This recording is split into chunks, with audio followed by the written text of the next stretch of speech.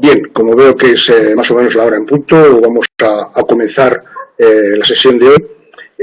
Esta videoconferencia va a tratar sobre análisis, descripción y evaluación de puestos de trabajo. He pedido con anterioridad que complementarais un pequeño caso práctico con la única finalidad de tener la opción durante el transcurso de estas 2 horas de comentar algunos de los casos que habéis enviado. He recibido varios, por lo cual os doy las gracias. He colgado solamente 3 porque la plataforma no da opción más que poner la presentación del ponente, en este caso la mía, y luego 3 o 4 ejemplos distintos. He puesto 3. Por respecto a la discreción, he intentado que no haya una identificación con los alumnos, pero no por razones de misterio, sino sencillamente pues por confidencialidad. En España existe la Ley Orgánica de Protección de Datos y quisiera que esa Ley Orgánica de Protección de Datos no me pillara en un incumplimiento. Bienvenidos a la Escuela de Negocios y Dirección. Como he dicho, en las próximas 2 horas vamos a tratar este tema.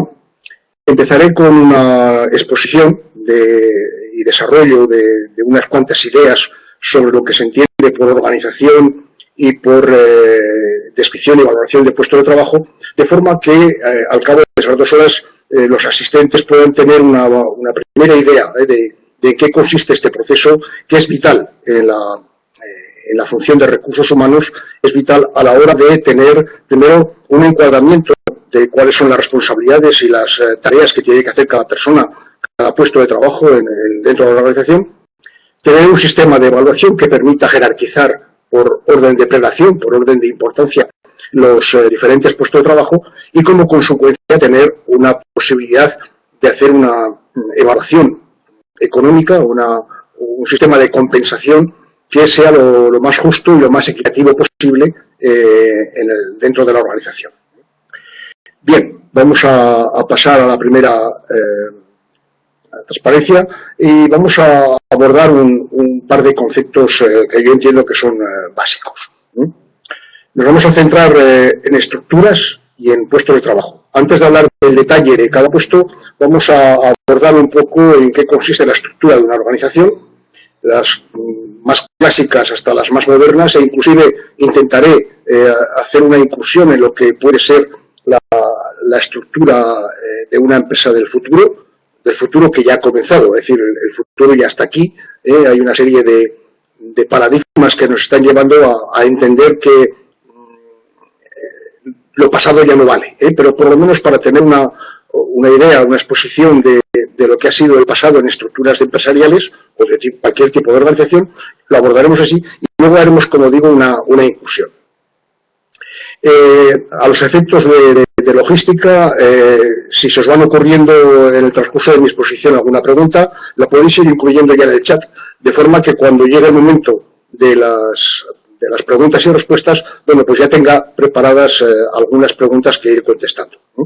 O bien en el transcurso de mi presentación, o bien al final de la misma, tal vez haga alguna incursión en estos trabajos, en estos 3 trabajos que he incluido en la plataforma, bueno, pues para hacer algún comentario, hacer hincapié de lo que habéis entendido y lo que podíais haber entendido de lo que es el análisis, la evaluación de los puestos de trabajo, así como esa valoración, esa compensación posterior. Una estructura, por decirlo de una forma, vamos a decir más coloquial, es el esqueleto, es el armazón de una organización. He puesto el ejemplo de una estructura de un edificio por similitud, no por otra cosa.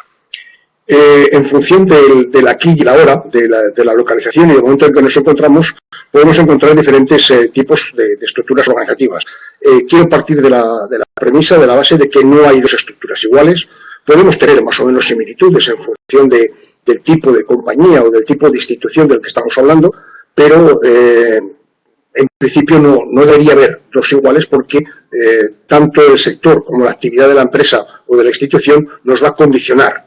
Inclusive la geografía puede condicionar, inclusive algunas leyes pueden condicionar de qué forma se estructura una compañía o una institución, pero partimos de esa base. No cojáis nunca un modelo, un arquetipo, sino que tenéis que adaptar vuestra organización, la organización de la empresa donde os toque trabajar y donde os toque hacer alguna labor de tipo organizativo, pues saber que no hay dos modelos iguales. Todo cambia en función del tiempo y del espacio. Por entrar de una forma muy sencilla, nos encontramos con la clásica estructura piramidal, en la cual en la cúspide está la dirección, la alta dirección, y luego van una serie de niveles, lo he simplificado, en nivel estratégico, nivel táctico y nivel operativo, es decir, estaríamos hablando de alta dirección, mandos intermedios y lo que sería el nivel de operaciones. Y luego en vertical aparecen una serie de franjas, lo que sería pues, cada una de las divisiones, cada uno de los departamentos, en este caso he buscado una simplificación de marketing, producción, finanzas, recursos humanos, etcétera, pero bueno, que podía complicarse todo lo que quisiéramos. Clásica pirámide en la cual en la cúspide hay normalmente una persona solo, como mucho un comité de dirección o un consejo de administración que dirige esa compañía, y luego estos niveles estratificados en estas tres grandes placas o layers, nivel estratégico, nivel táctico y nivel operativo. Diríamos que es lo más clásico que podemos encontrar en cualquier tipo de organización. Un organigrama básico lo podríamos resumir en este dibujo, en el cual bueno, hay un presidente, lo he cogido un modelo a copiar. Vosotros he visto que en alguno de los ejercicios habéis hecho el ejercicio de, valga la redundancia, de incluir un pequeño organigrama para posicionar el puesto de trabajo del cual habéis hecho la descripción, pero bueno, sería un poco la clásica estructura de una compañía o de una institución, sea la que sea.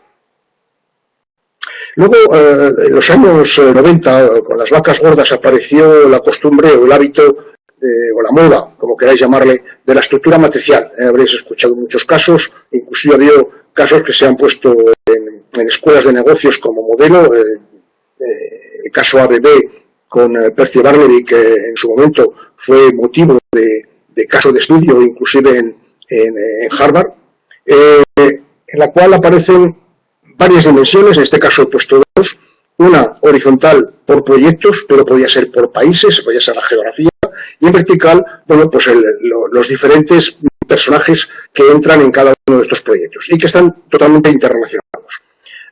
Hay algún aventurero que cuando ha tenido muchos medios y muchas posibilidades, inclusive ha hecho matrices de varias dimensiones, de n dimensiones, que lo único que han hecho ha sido complicar la estructura, complicar las relaciones personales entre los diferentes protagonistas de esa estructura, y que al final, cuando llegan las vacas flacas, hay que desmontarlo, y hay que volver otra vez a lo clásico, back to basics, como dicen los anglosajones.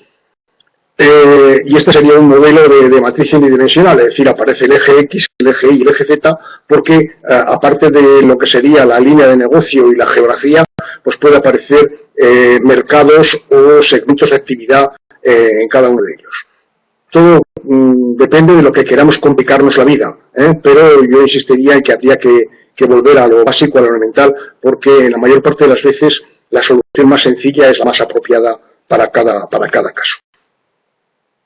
Luego aparecen estructuras redundantes, y en alguno de los ejemplos que habéis incluido en vuestro trabajo se ve claramente como que hay algunos elementos que están repetidos o que no está muy claro, no tiene mucho sentido cuál es la interrelación que hay.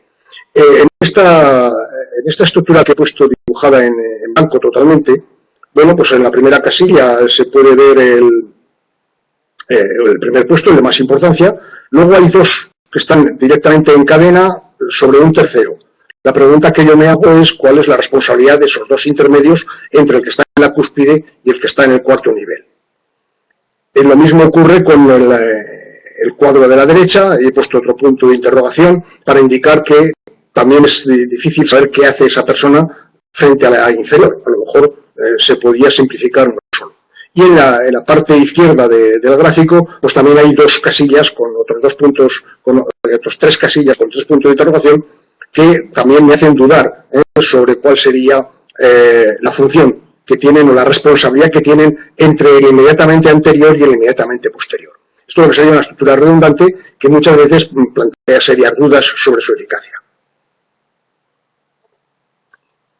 Me vais a disculpar que de cuando en cuando he hecho un trago de agua para suavizar un poco la garganta y poder mantener la voz en lo que queda de presentación.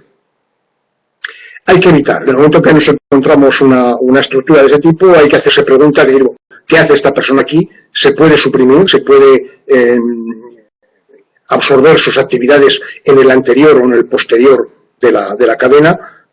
Sencillamente lo pongo como ejemplo de las dudas que teníamos que plantearnos si tuviéramos alguna situación de este tipo. Estructura tipo Peine. Los libros dicen que una persona es capaz de gestionar, de coordinar, de dirigir a un máximo de 8 personas. En el momento en que veáis una estructura muy apaisada, muy horizontal, en la cual cuelgan muchas personas del inmediato superior, plantearos si esa relación de dependencia es lógica, es coherente, tiene que ser así. A lo mejor tiene que serlo, no digo que no, pero plantearos también esa duda inicial, si no serán demasiadas personas, demasiadas responsabilidades a coordinar, a gestionar desde el nivel inmediatamente anterior. Por eso he puesto la expresión tipo Peine, porque muchas veces parece la estructura un peine con multitud de púas que al final va a ser muy difícil coordinarlas y mantener una dirección estratégica correcta con esos subordinados. En algunos de los ejemplos que habéis puesto en vuestro trabajo, he visto las casillas de los organigramas y solamente habéis puesto el título del puesto. Mi recomendación, con el fin de que el organigrama sea algo vivo, algo activo, podéis hacer una especie de casilla múltiple como es esta, en la cual aparece el nombre del puesto, que es evidentemente lo más importante porque identifica la actividad que se desarrolla en esa posición.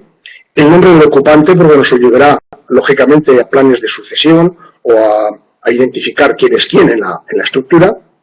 Y luego hay 3 cifras que para mí son muy indicativas a la hora de poder tener una primera aproximación sobre la importancia de ese puesto, que es el número de subordinados directos, o sea, cuántas personas dependen directamente de él, el número de subordinados indirectos, cuántas personas indirectamente dependen de él, aunque no sea bajo su propia responsabilidad, y sobre todo el presupuesto que maneja en ese departamento, en ese puesto, en ese nivel de responsabilidad.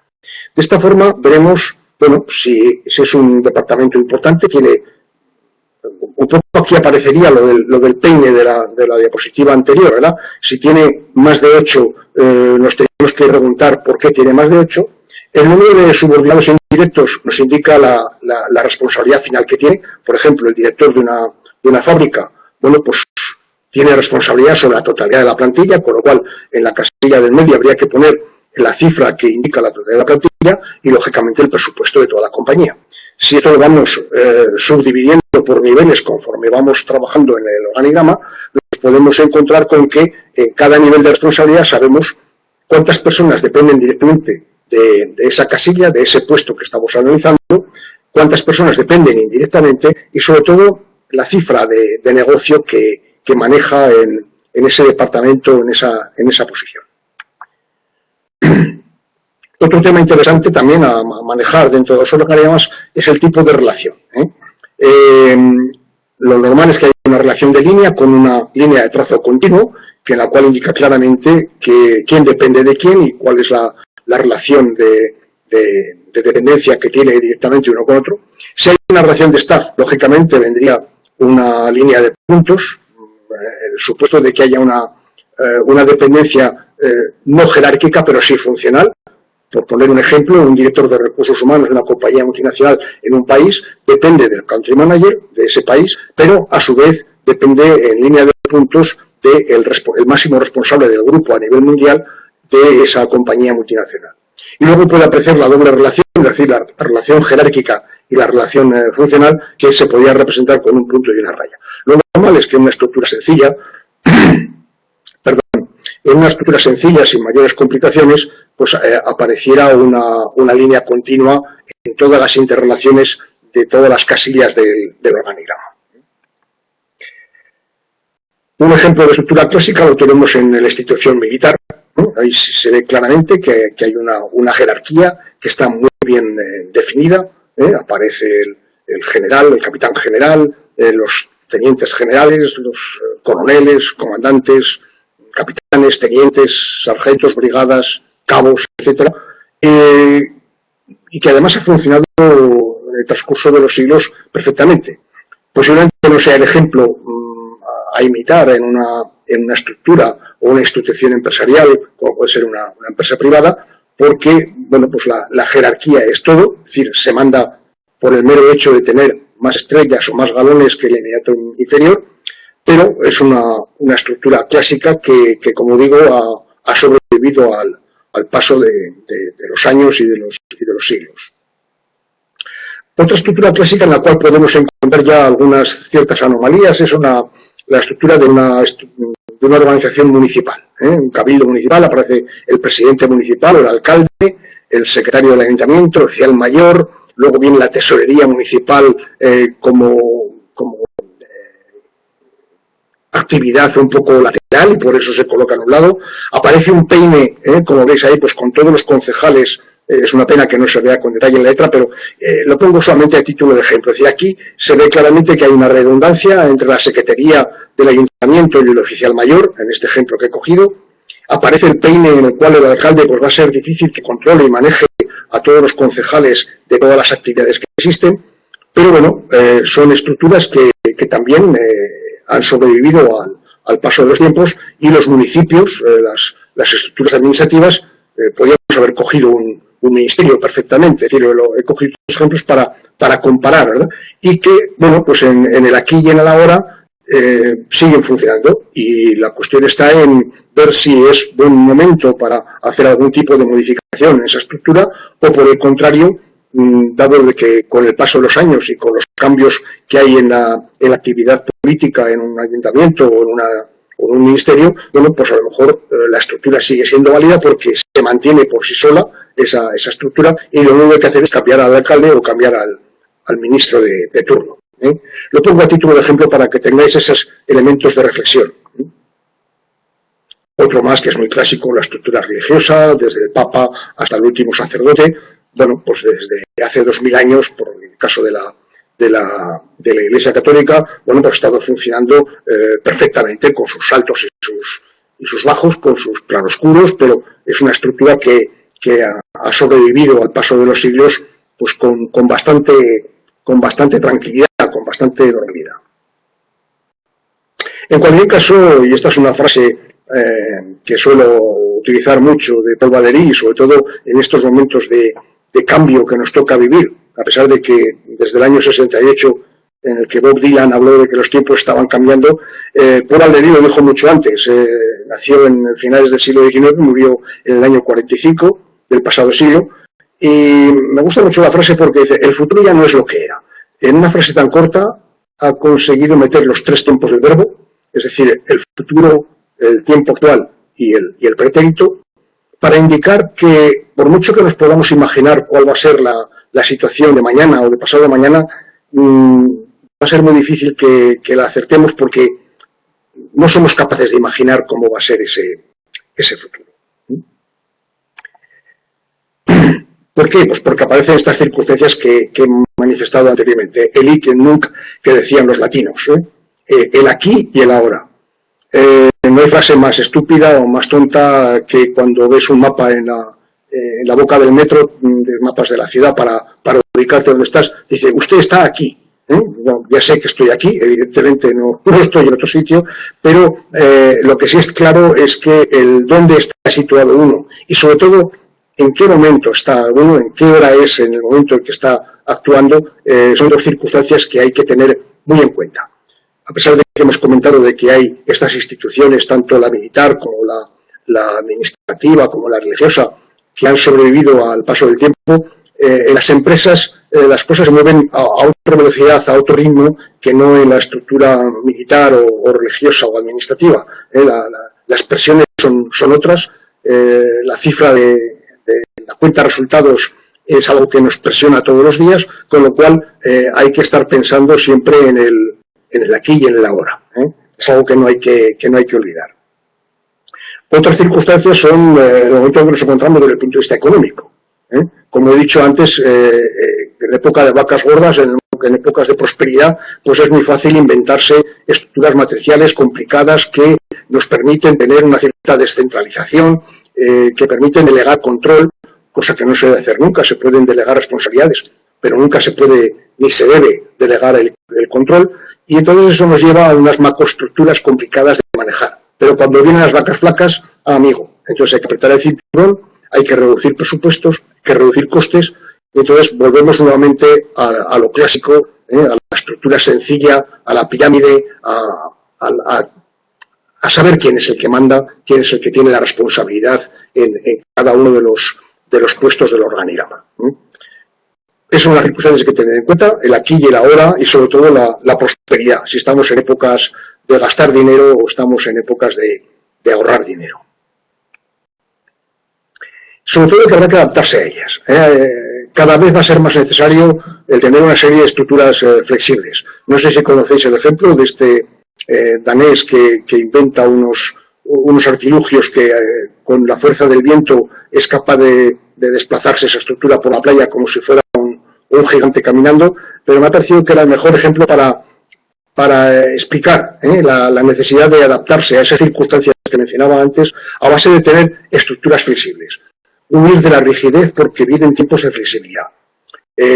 Cualquier estructura que la baséis en principios rígidos, inamovibles, cuando llegue el momento de alguna dificultad, si queréis desmontar, si queréis romper, si queréis modificar esa estructura, os vais a encontrar con serios problemas.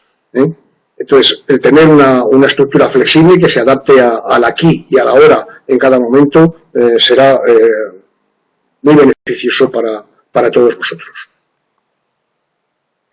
Una tendencia muy generalizada es a estructuras cada vez más planas.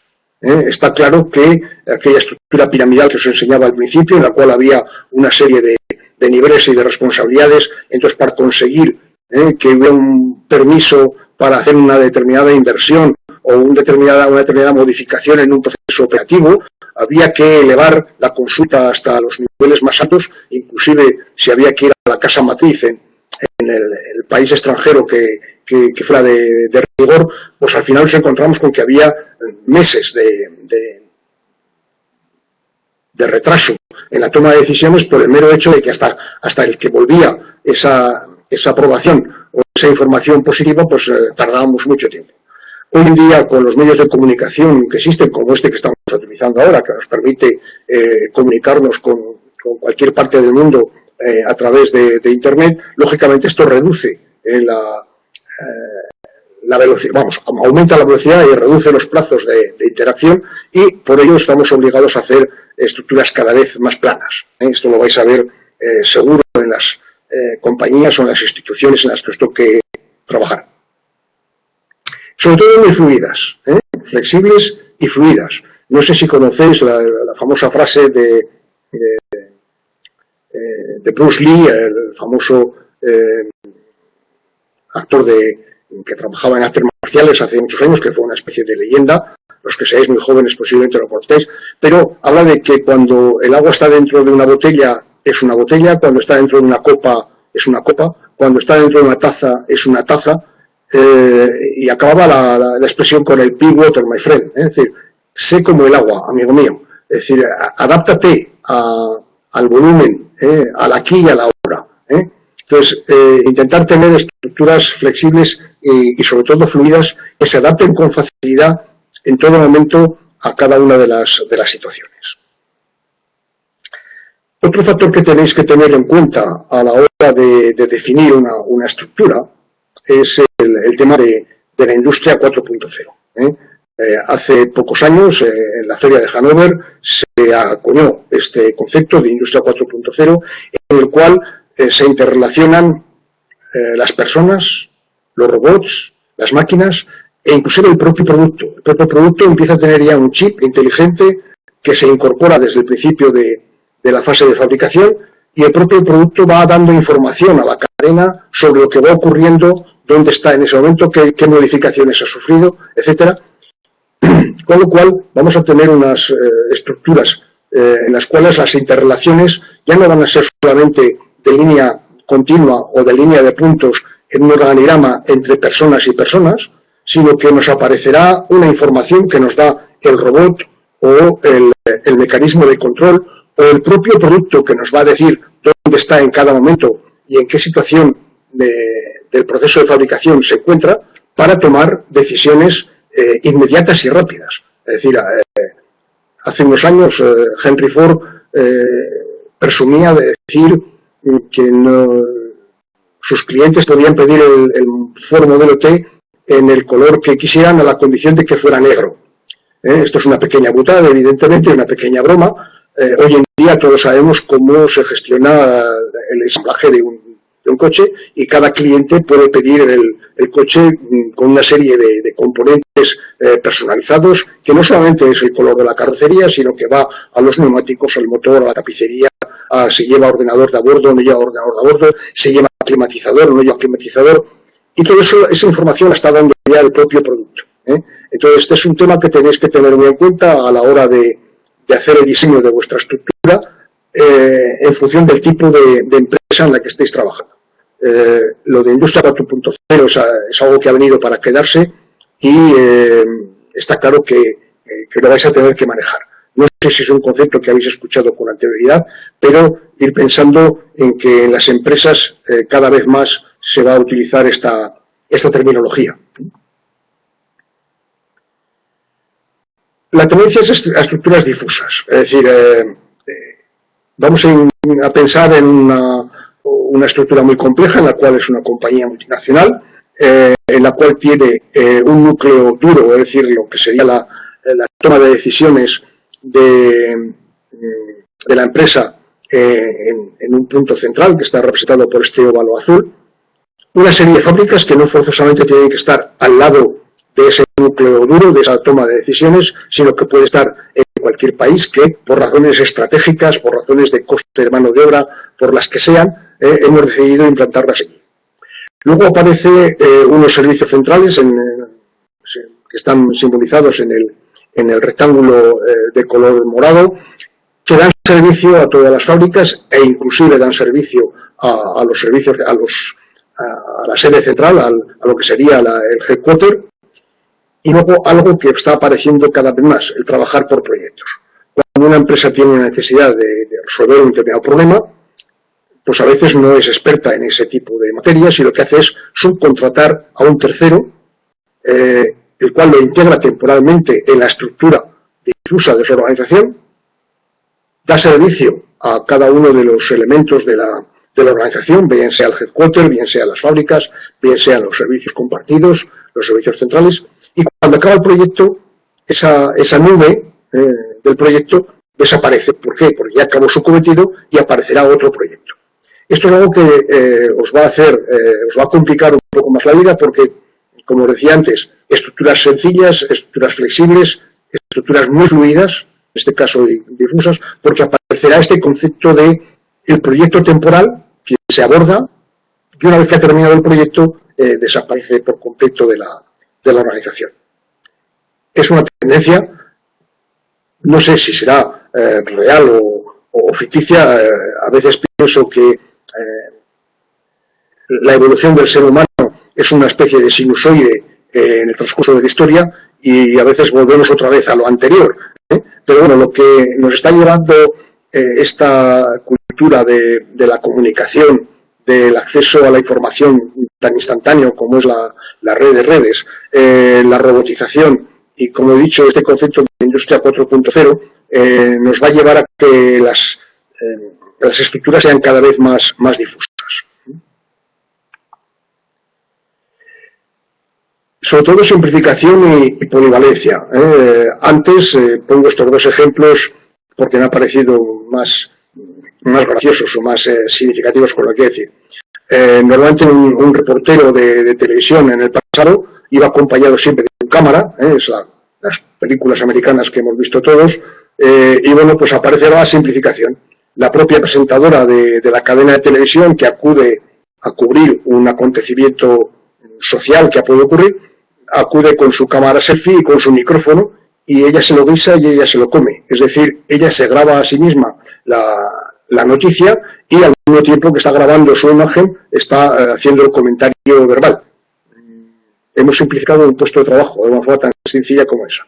Y luego la polivalencia, el hombre orquesta o la mujer orquesta, en este dibujo, en esta foto que he conseguido bajar de internet, en la cual cada vez más se va a llevar. O sea, no, los tiempos aquellos de la especialización, yo soy experto en este tipo de actividad y no me saquen de aquí, se ha acabado. O uno tiene empleabilidad, tiene una polivalencia para hacer varias cosas, o está perdido. Entonces, estos dos puntos de simplificación y polivalencia también tendréis que incluirlos a la hora de definir, de dibujar, entre comillas, la estructura y el organigrama de una compañía. Y una pregunta que me hago, sobre todo a la vista de esta invasión de robots inteligentes, no sé si bien llamados o mal llamados inteligentes, la pregunta que me hago es, ¿habrá que incluir a los robots y a los terminales inteligentes en el organigrama? Porque habrá un momento en que a lo mejor en una cadena de decisión el robot que tiene información que se le ha ido acumulando a lo largo de todo el proceso de fabricación toma alguna decisión por su cuenta, bien sea para rechazar o no rechazar una pieza defectuosa o no defectuosa, o bien sea para incluir alguna modificación en el proceso de fabricación.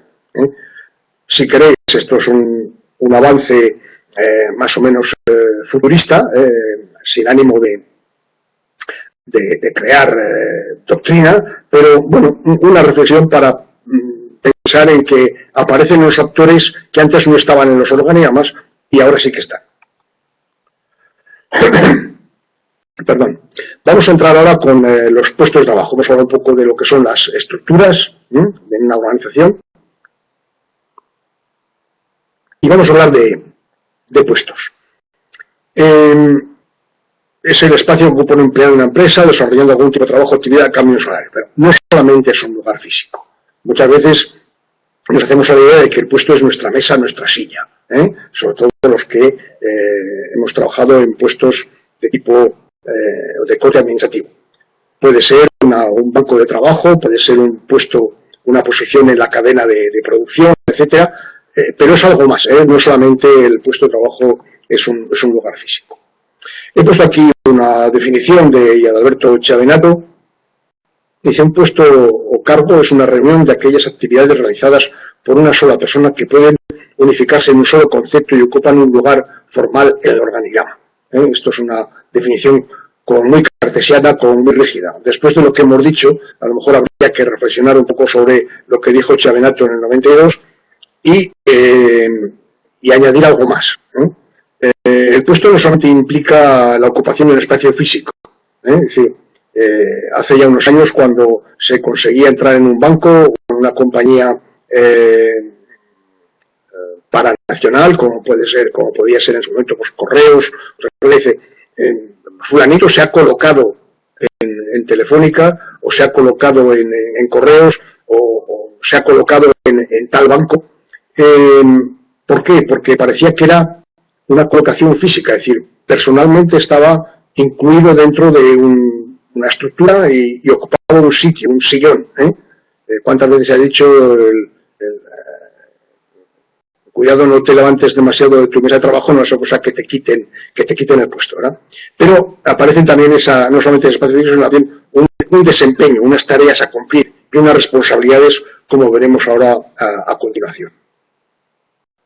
Hago un pequeño paréntesis, si no recuerdo mal, la Escuela de Negocios y Dirección tiene la costumbre de poner luego a disposición toda la presentación, de forma que podéis tener una lectura posterior más tranquila, más sosegada.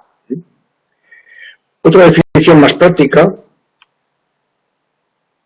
es la redacción ordenada de todas las tareas y responsabilidades que se deben realizar en una determinada posición, incluyendo el grado de alcance de las mismas, y a ser posible la ponderación del tiempo de dedicación.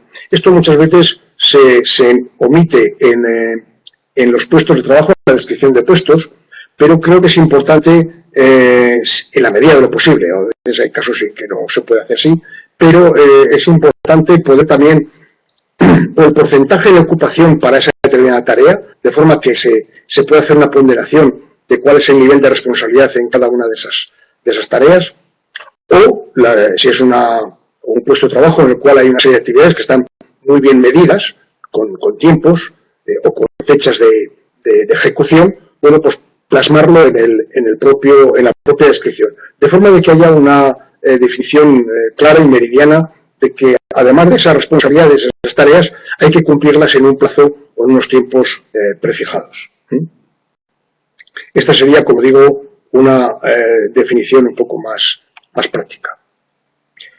Origen del concepto de puesto de trabajo es tiempos ya de los orígenes de la revolución industrial, el taylorismo, que hablaba de utilizar esos documentos de descripción del puesto de trabajo como una herramienta para definir esas tareas que hay que ejecutar en cada sitio y ver también cuáles son las responsabilidades inherentes de cada puesto, sobre todo porque están relacionados con la cadena de producción. Estamos hablando de tiempos en los cuales aparece la producción en serie,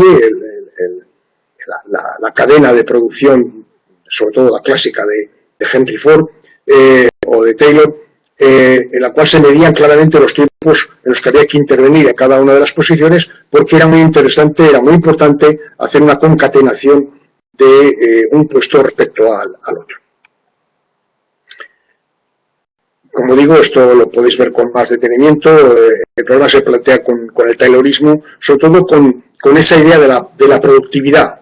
Básicamente se trataba de reducir tiempos, de reducir costes, y lo que se buscaba un mejor aprovechamiento de la persona al puesto. Inclusive se hacían ejercicios de pruebas de selección ergonómicas para que el ocupante pues tuviera el gabarito, el perfil físico que le permitiera soportar aquellos esfuerzos, inclusive la vista para poder ejecutar operaciones manuales delicadas.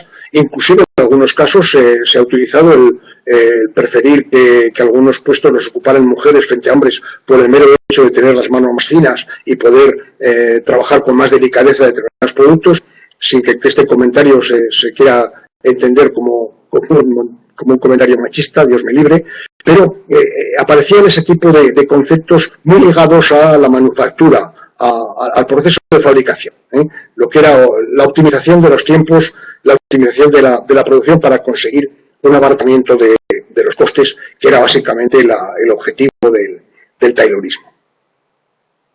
Me gusta siempre hablar un poco de la etimología o de utilizar el diccionario. La quinta acepción de la palabra puesto de trabajo dice lugar o sitio señalado para la ejecución de algo, y la posición es la categoría social de la persona respecto a las demás. He querido poner lo de puesto y posición para entender que cuando estamos definiendo una estructura, el mero hecho de colocar a alguien por encima de otra persona le está dando una relación de autoridad o de subordinación, depende en qué sentido lo estemos tomando, una relación de prelación, sobre todo de responsabilidad, saber en todo momento cuál es la persona responsable de qué está haciendo la siguiente. Esto es. Todo evoluciona y, lógicamente, ante los obstáculos que podamos ver en un punto determinado sobre nuestra estructura, bueno, pues lo que hay que ser lo suficientemente valientes como para saltar. Gracias al alumno que haya puesto el comentario sobre las barras de movimiento. Y aparecen nuevos elementos. Hemos cambiado del taylorismo a una descripción del puesto con una estructuración mucho más compleja, en la cual, bueno, pues, y esto lo habéis visto en vuestro ejercicio, que además lo habéis ejecutado de una forma muy disciplinada, porque habéis seguido bien el modelo, un título o una somera descripción del puesto, la finalidad que tiene, la situación del organigrama y, sobre todo, física. Alguno de los alumnos o alguna de las alumnas se ponía un punto de interrogación en la palabra física. Bueno, pues a veces no solamente ha de estar en el organigrama, sino que se sepa que está en la planta número 5 y en el pasillo no sé qué, de forma de que se pueda ubicar físicamente donde está ese puesto de trabajo. La relación de dependencia, de quién depende y qué personas dependen de él, es decir, lo que está por arriba y lo que está por abajo del organigrama. Si tenemos una cadena de valor de la empresa, bueno, pues qué posición ocupa en esa cadena de valor, las tareas, las responsabilidades, medios a utilizar, sobre todo herramientas o útiles de trabajo, etc. La prevención de riesgos laborales, que es muy importante, condiciones de trabajo y condiciones de recepción y entrega del producto o servicio que estamos manejando en ese puesto de trabajo. En ese análisis tenemos que hacer una reflexión sobre cuál es la finalidad, qué es lo que se hace en el puesto y sobre todo la utilidad. ¿Cuál es el valor añadido que se da en ese puesto? Hay veces que nos encontramos con puestos de trabajo que tienen una finalidad muy concreta, pero que su utilidad no está muy clara. Y me refiero otra vez a lo que decía antes de los organigramas redundantes. Si tenemos alguien que está repetido de una forma escalonada, colgando en vertical de los puestos anteriores, tenemos que reflexionar sobre cuál es la utilidad, cuál es el valor añadido de ese puesto y si ese valor añadido no podía estar en el puesto anterior o en el puesto posterior. Por eso digo que tanto la finalidad como la utilidad tienen que ser positivas, tienen que aportar algo de valor. Ese análisis tiene que ser muy profundo porque para un profesional de recursos humanos tiene la misma importancia que una llave inglesa para un fontanero. Es una expresión de Castillo. Es un análisis muy comprometido pero importante porque llega a definir cómo el proceso de recoger, organizar y evaluar toda la información en ese puesto de trabajo. No solamente se trata de enumerar lo que hay, sino reflexionar sobre el por qué y para qué se hacen las cosas en ese puesto de trabajo. De todo ello veremos cuál es el nivel de repercusión de ese puesto, es decir, cuál es la importancia, el peso que tiene ese puesto de trabajo dentro de toda la estructura y poder calcular ese valor estratégico del mismo. Es decir, si es un puesto que da un alto valor añadido al proceso de producción, de fabricación o de servicio, no forzosamente tenemos que estar hablando siempre de una compañía o una empresa que sea manufacturera, sino también puede ser una empresa de servicios. Lo importante es saber en ese análisis que hacemos de cada puesto de trabajo cuál es el valor añadido, el valor estratégico respecto a la totalidad del proceso de la organización.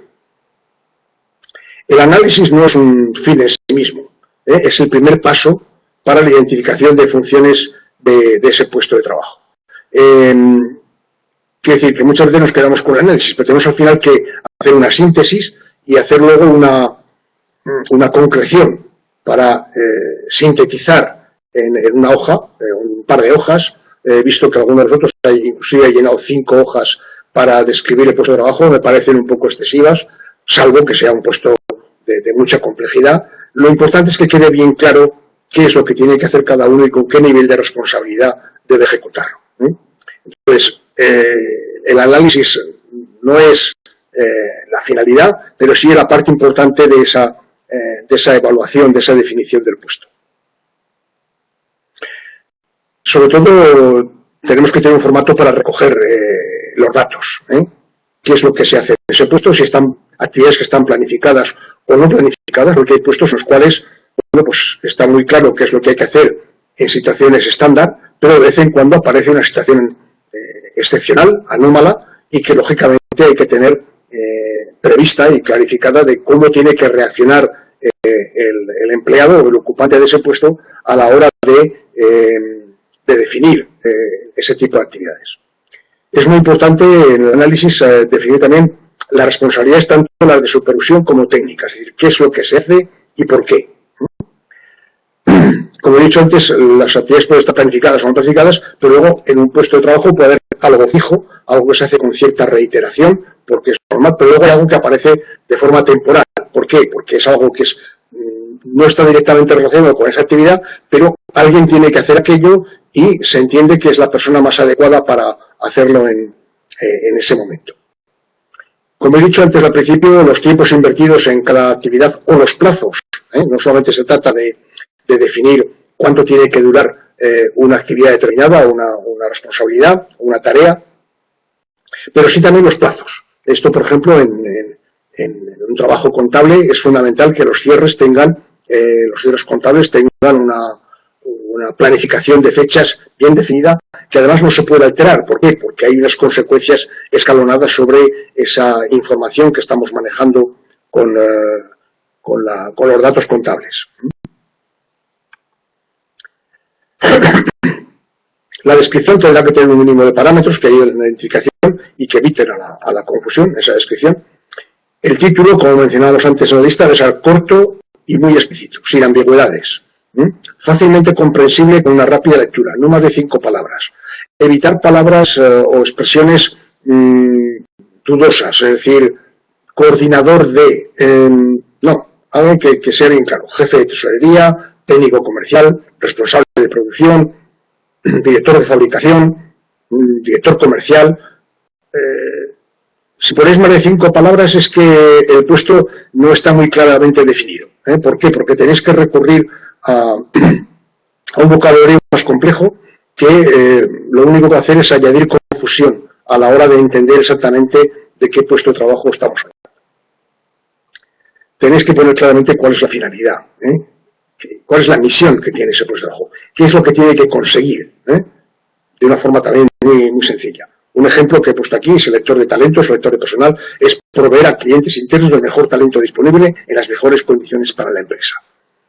Y ahí entendemos todo, es decir, cuando digo las mejores condiciones para la empresa, estamos hablando de la calidad del candidato que hemos seleccionado, si entra o no entra dentro de las políticas salariales, cuál es su eventual motivación que pueda tener por el trabajo, si existe unas dudas sobre su estabilidad en la empresa o no, pero de una forma muy sencilla, muy resumida, se puede describir la finalidad del puesto para que todo el mundo cuando lea esa descripción sepa que la finalidad principal es esa. Luego puede haber finalidades secundarias, no digo que no, sobre todo cuando hay una cierta complejidad en ese puesto de trabajo, pero la finalidad hay que resumirla con una resumen muy concreta y sobre todo claramente comprensible por cualquier persona que la lea.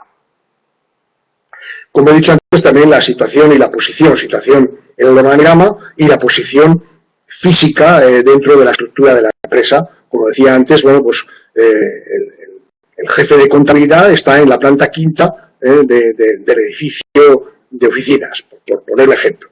De forma que cuando alguien tenga que recurrir al jefe de contabilidad, sabe que tiene que ir a la planta quinta. Muchas veces no es posible hacer ese tipo de matices tan sutiles, pero bueno, es importante tenerlos en cuenta a la hora de hacer ese encuadramiento de los organigramas. La cadena de valor es muy importante también, saber en qué punto de la cadena de valor, y aquí he puesto un ejemplo muy sencillo de lo que sería la cadena de valor de una empresa de cualquier tipo de fabricación, en la cual, bueno, pues aparecen desde logística hasta servicio postventa todos los que van influyendo y transversalmente aparecen todos los servicios de apoyo, de soporte a esa cadena de valor, que como pueden ser los compras, recursos humanos, tecnología, etcétera. Lo pongo a modo de ejemplo, pero sobre todo por terminar de ilustrar en ese organigrama cómo podemos situar desde el punto de vista estratégico a ese puesto de trabajo dentro de la cadena de valor que tengamos definida. Tareas. Pues una relación muy detallada de todas las tareas inherentes al puesto de trabajo en cuestión, con una redacción simple, clara, de fácil comprensión por el ocupante. Sobre todo, contra más bajo estemos en la pirámide de responsabilidad, lógicamente más lenguaje sencillo y de fácil comprensión tenemos que utilizar, de forma de que no le quepa ninguna duda al ocupante de ese puesto qué es lo que tiene que hacer. Si podemos hacer una ordenación cronológica o de relación o de cadencia en ese puesto de trabajo, pues mucho mejor. Y sobre todo, claras referencias a la calidad. Es decir, hay que hacer esto, pero hay que hacerlo en unas condiciones mínimas, suficientes, de calidad, para quien reciba en el puesto de trabajo siguiente el producto o el servicio que nosotros hemos estado manipulando en nuestro puesto, lo reciba en unas condiciones de calidad suficientes. A modo de ejemplo, pongo esta cadena para ver que el cliente y proveedor internos, en esta cadena de montaje que tengo aquí representada en esta foto, bueno, pues sepamos que el encadenamiento de todas las fases, el que recibe la pieza del operario anterior tiene que recibirla en condiciones para que pueda hacer su tarea y su misión de una forma correcta. Además de las tareas, las responsabilidades, es decir,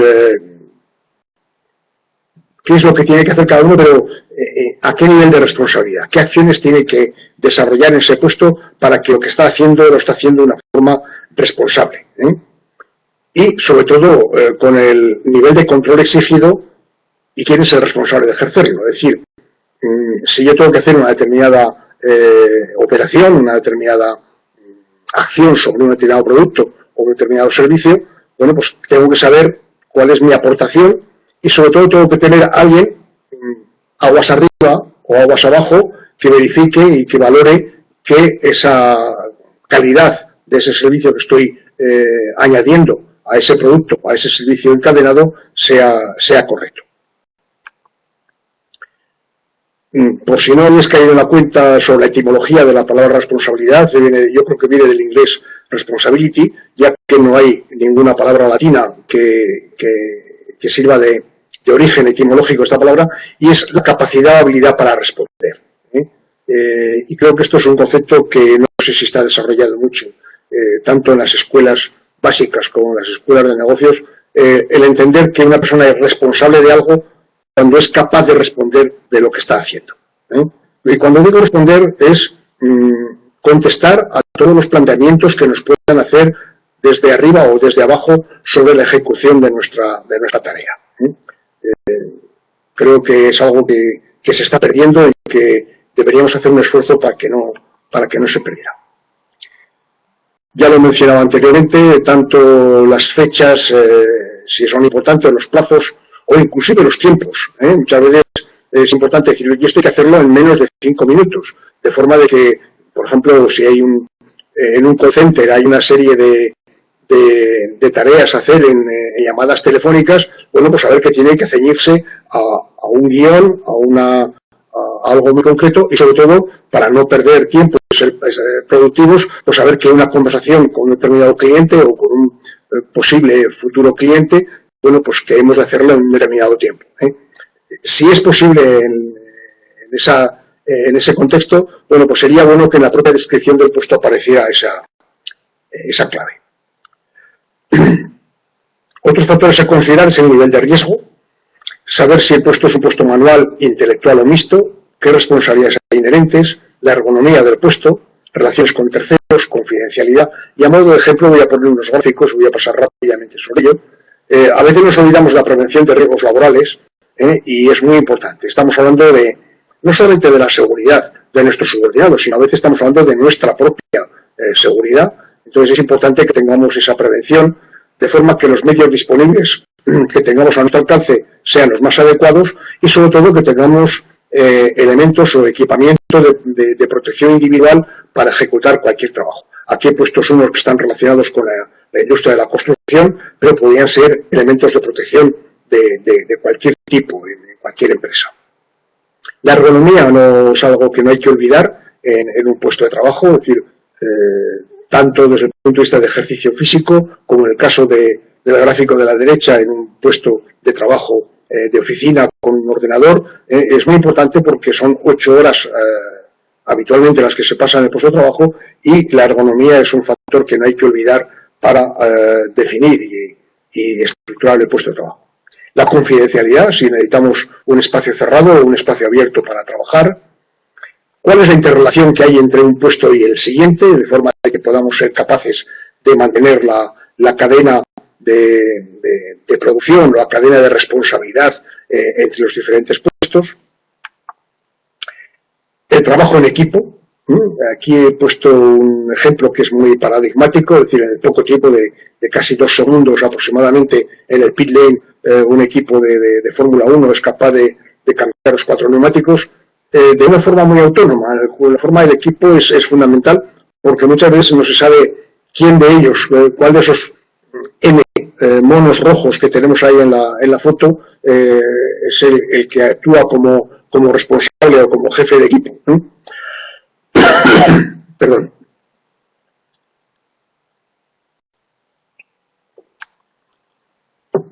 ¿Qué modelo vamos a utilizar? Bueno, pues un modelo lo más sencillo posible, me refiero a lo que habéis trabajado vosotros en los folios que habéis presentado la descripción de vuestro puesto, un formato de fácil manejo y lectura, que esté muy asequible en cada puesto de trabajo, es decir, que esté muy a la vista, y el ocupante que, en la medida de lo posible, que lo lea con anterioridad y a ser posible firmarlo. Hay muchas compañías que lo que hacen es, cuando ingresa un una persona nueva a trabajar en la empresa, le dan su job description para que la lea con anterioridad y que firme con él leído y conforme, enterado y conforme, para que no haya ninguna duda sobre su lectura.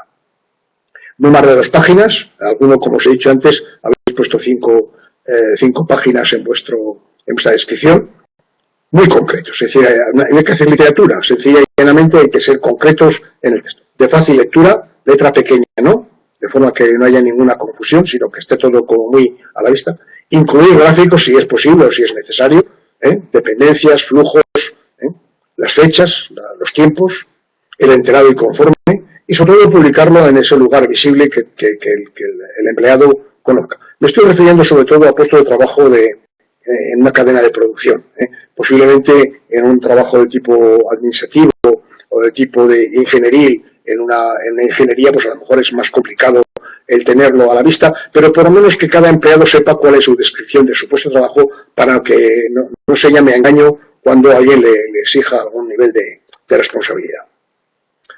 Muy importante, no se trata de redactar en la descripción del puesto y mantenerla fija y dejarla sellada, sino actualizarla cada vez que sea necesario. Muchas veces los tiempos van cambiando, las circunstancias van cambiando y lógicamente lo que hay que hacer es actualizar y adaptar. En este pequeño gráfico de un documento casi incunable a una hoja Excel he querido representar que es fundamental no quedarse en el documento manuscrito, sino tener un elemento de actualización fácil, como puede ser en este caso una hoja Excel.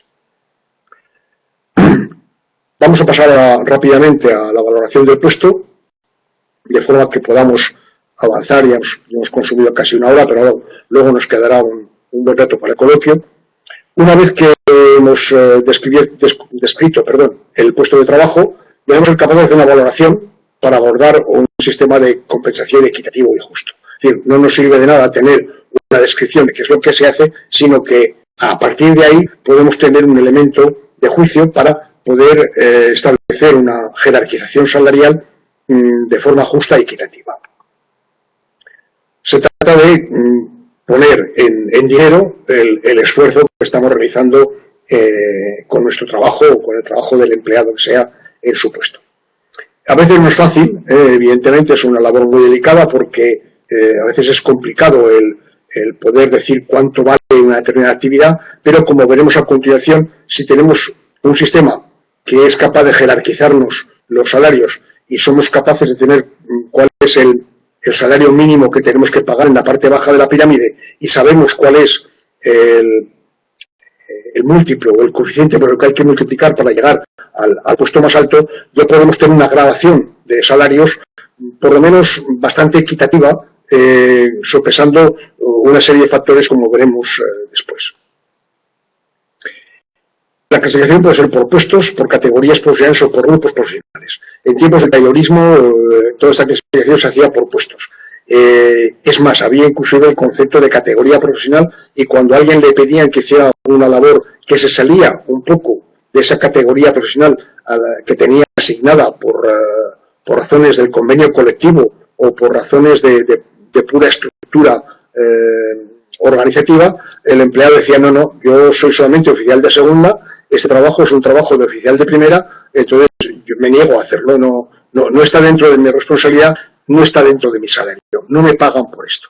Entonces eso creaba una serie de problemas porque lógicamente teníamos un sistema de clasificación muy detallado pero muy rígido, de forma que cada uno se limitaba a hacer lo que le correspondía por su puesto de trabajo o por su categoría.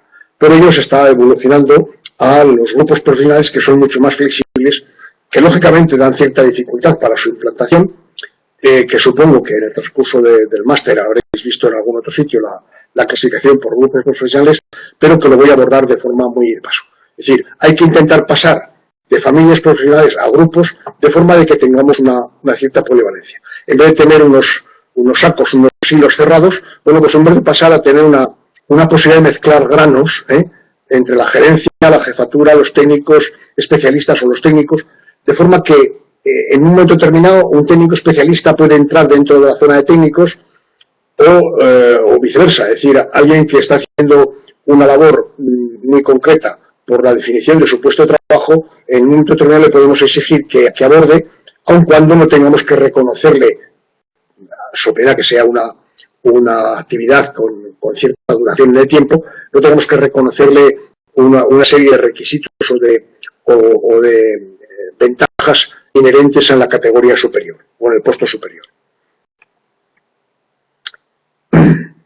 En el momento de valorar un puesto de trabajo es muy importante separar las características del puesto de la personalidad del empleado. Si estáis valorando puestos, olvidaros de la persona que lo está ocupando, porque ese binomio puesto más la persona que lo ocupa nunca va a dar el mismo resultado. Podemos tener el mismo puesto de trabajo ocupado por dos personas distintas y el sumatorio de persona más puesto, en ese caso de puesto más persona, nos vamos a encontrar con algo totalmente distinto. Entonces es muy importante hacer una abstracción de la persona que nos puede estar dando una imagen de responsabilidad, de dedicación a ese trabajo, etcétera, inclusive aunque solo sea por su comportamiento, por su propia actitud frente al trabajo cuando lo estemos analizando, y hay que hacer esa separación, dejar la persona por un lado y el puesto por otro.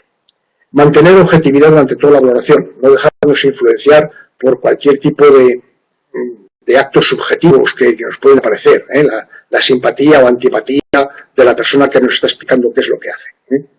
Y sobre todo tener la posibilidad de comparar puestos ya conocidos y correctamente evaluados. Es decir, si este puesto nos parece que tiene más peso, más importancia que otro que ya tenemos evaluado y lo hemos calificado en un determinado nivel, bueno, pues saber que lo vamos a tener que colocar en un nivel algo superior. Mucho o poco, ya lo veremos en función de las escalas que estemos manejando, pero el tener ya un referente de otros puestos que hemos valorado correctamente y que tenemos bien definidos nos ayudarán a evaluar los superiores o los inferiores, por mera comparación, por mera relatividad de unos frente a otros. Podemos evaluar por factores y podemos utilizar diferentes tipos de factores para la hora de valorar un puesto. Es decir, primero, cuáles son los estudios o conocimientos que se exigen para desarrollar, si hace falta una titulación, si hace falta unos idiomas, una especialización en la materia que sea. Si para ocupar ese puesto hace falta tener un mínimo de antigüedad en la empresa, porque entendemos que una persona recién incorporada no puede llegar a ese nivel de responsabilidad. ¿Cuál es la complejidad de las tareas que se están desarrollando? Si requieren mucha atención o son labores meramente mecánicas. ¿Cuál es el nivel de autonomía e iniciativa que hay en ese puesto de trabajo? Es decir, si el operario o el empleado lo único que tiene que hacer es cumplir con unos requisitos que le están ya muy prefijados, o por el contrario tiene que tomar decisiones sobre la marcha. Responsabilidades ante los errores, este es un factor muy importante, es decir, si yo me equivoco, ¿cuál es el grado de responsabilidad que tengo? Porque esas equivocaciones, si no se corrigen, pueden ser aumentadas en los diferentes puestos de fabricación, y si al final no nos damos cuenta hasta el final del proceso, nos encontramos con que tenemos una pieza o un servicio totalmente defectuoso por el mero hecho de no haberlo detectado en el origen donde se produjo el primer error. Si el puesto requiere confidencialidad ante datos de la empresa, cuáles son las consecuencias de una posible indiscreción. Esto es un tema, sobre todo en tiempos actuales, en los cuales la ética empieza a ser muy importante en el desarrollo de las compañías, pues hay que tener en cuenta cuál es la consecuencia de la indiscreción. ¿Cuáles son las relaciones con terceros? Que muchas veces las relaciones, en el caso de un comercial, pues es la imagen de la empresa frente al cliente, inclusive yo diría hasta que un recepcionista o una recepcionista, la imagen que está dando frente al visitante es también muy importante en ese momento. Si tiene mando sobre personas, mando directo o mando indirecto, cuál es el tipo de esfuerzo que realiza, tanto físico como intelectual, en qué ambiente de trabajo está trabajando, si es un ambiente con dificultades climáticas duras, calor, frío, etcétera, y sobre todo los resultados que se esperan de ese puesto de trabajo. Es decir, qué consecuencias son las que esperamos que obtengamos de la ejecución de ese puesto de trabajo.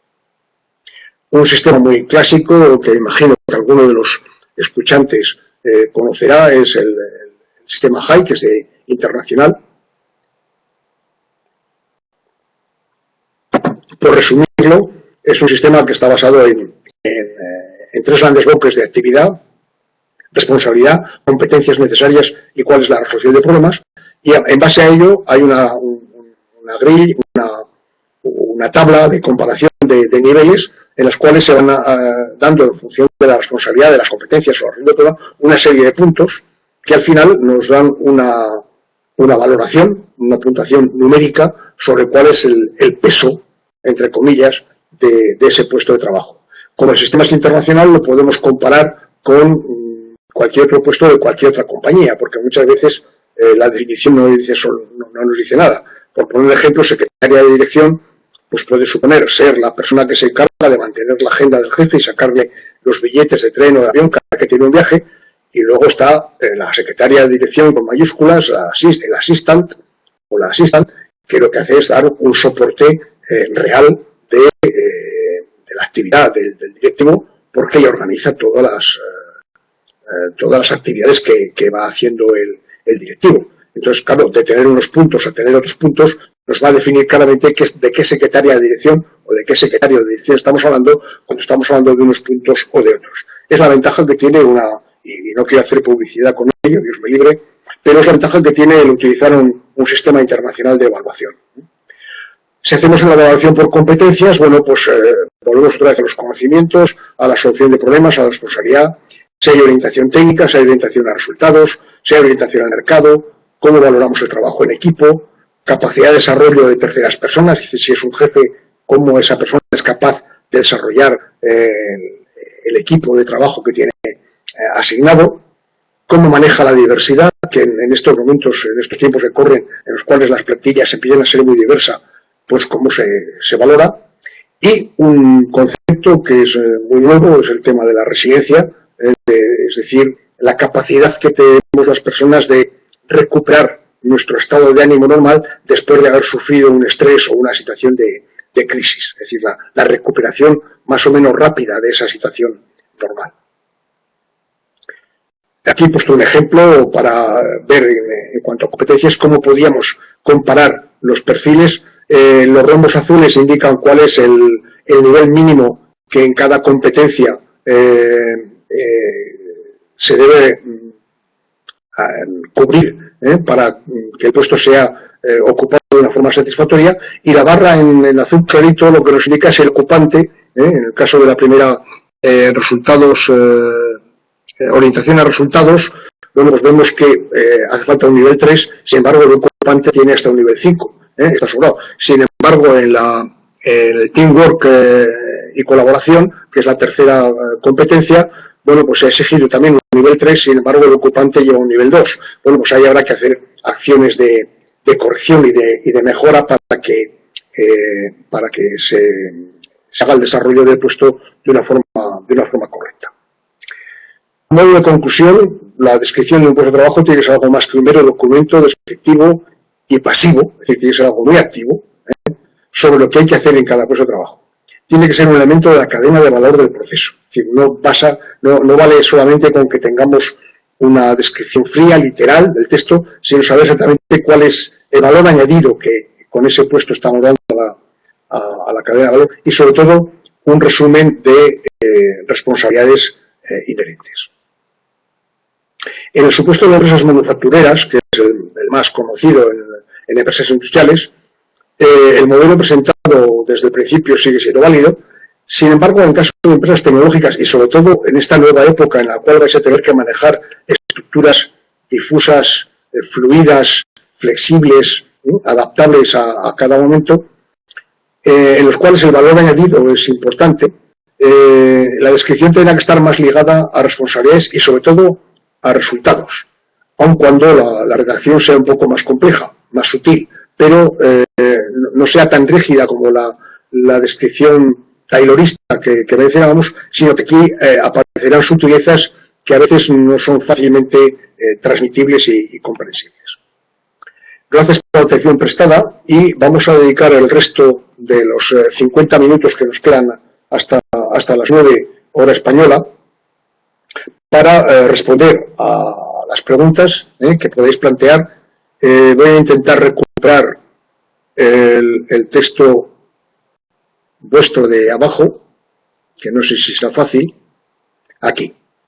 En el transcurso de este capítulo de juegos y preguntas, lo que haré tal vez sea ir a los otros 3 pizarrones, tal como lo han definido en esta plataforma de Internet, para poder hacer algunos comentarios sobre lo que habéis escrito en los trabajos que habéis hecho de descripción. No he puesto más que 3, he recibido alguno más muy interesante, pero vamos, con los 3 yo creo que nos servirá, porque han sido los más representativos, para hacer hincapié y para responder a las preguntas que podéis plantear. Voy a ir abajo.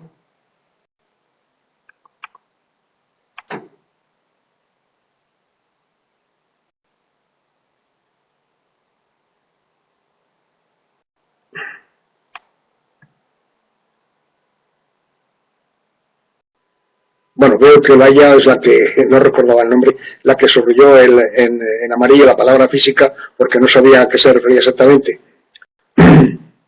Sencillamente es la ubicación física, geográfica de la persona.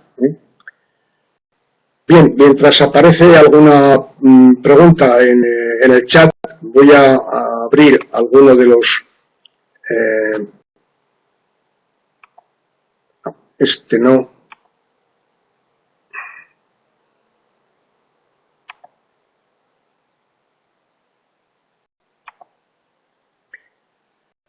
No sé si podéis ver todos el ejercicio que estoy sacando en estos momentos en la pantalla. Uno de los alumnos ha puesto el caso práctico de analista senior cualitativo de investigación de mercados en el sector farmacéutico. El título es muy claro, es analista senior cualitativo de investigación de mercados. Bueno, tal vez haya ido más de 5 palabras, pero en el fondo no ha puesto más que 5, es decir, analista senior cualitativo de investigación de mercados. Entre paréntesis ha puesto sector farmacéutico para aclarar un poco la explicación. Veo que hay alguna pregunta. Disculpad mi ignorancia, es la primera vez que veo las videoconferencias. Quisiera saber, aunque lo preguntaré a la persona que me asiste, si la presentación la tenemos disponible en los documentos. Al principio en el transcurso de la presentación he hecho la aclaración de que sí. La Escuela de Negocios y Dirección pondrá a vuestra disposición dentro de la plataforma toda la presentación para que evitéis el tener que andar tomando notas.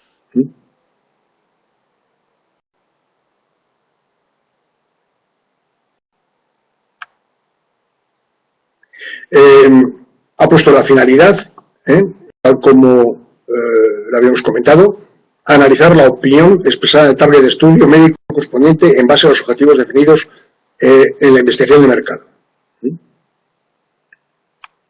Este es el trabajo que comentábamos antes con el subrayado en amarillo. El organigrama ha puesto un organigrama claramente bien definido para indicar en qué posición y qué relación tiene ese técnico superior cualitativo. En función de lo que hemos dicho,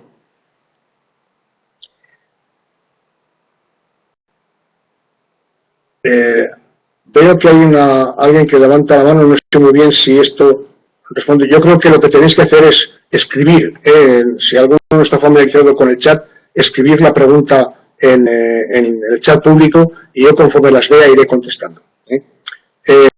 Habría que analizar en este organigrama si aparece esa imagen del peine o hay alguna repetición de director de logística, jefe de producción y el teleoperadoras, el call-center.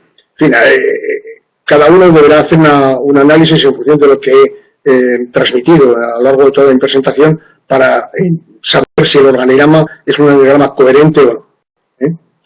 Y bueno, pues hay... debería haber más páginas porque hay una de 4, pero no hemos visto más que las 2 primeras. Por alguna razón no se ven más claras las otras páginas del caso.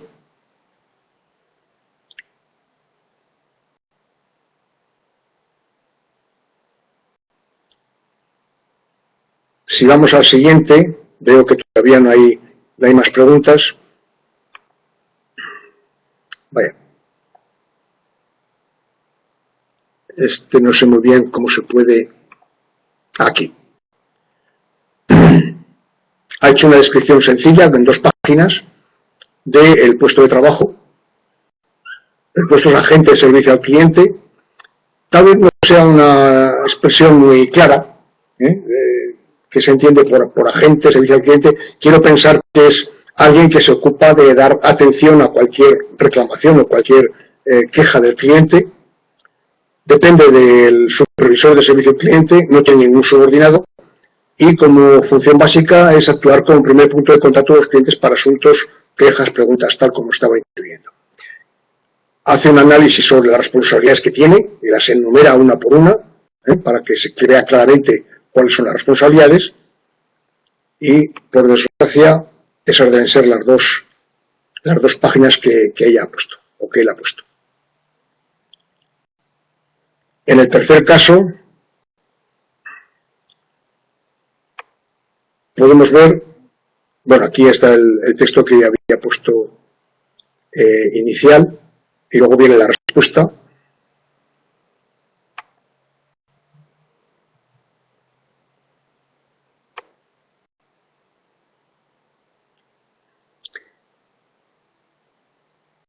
Es un técnico de selección, va un poco en la línea del ejemplo que había puesto inicialmente, en el sector de sanidad, back office.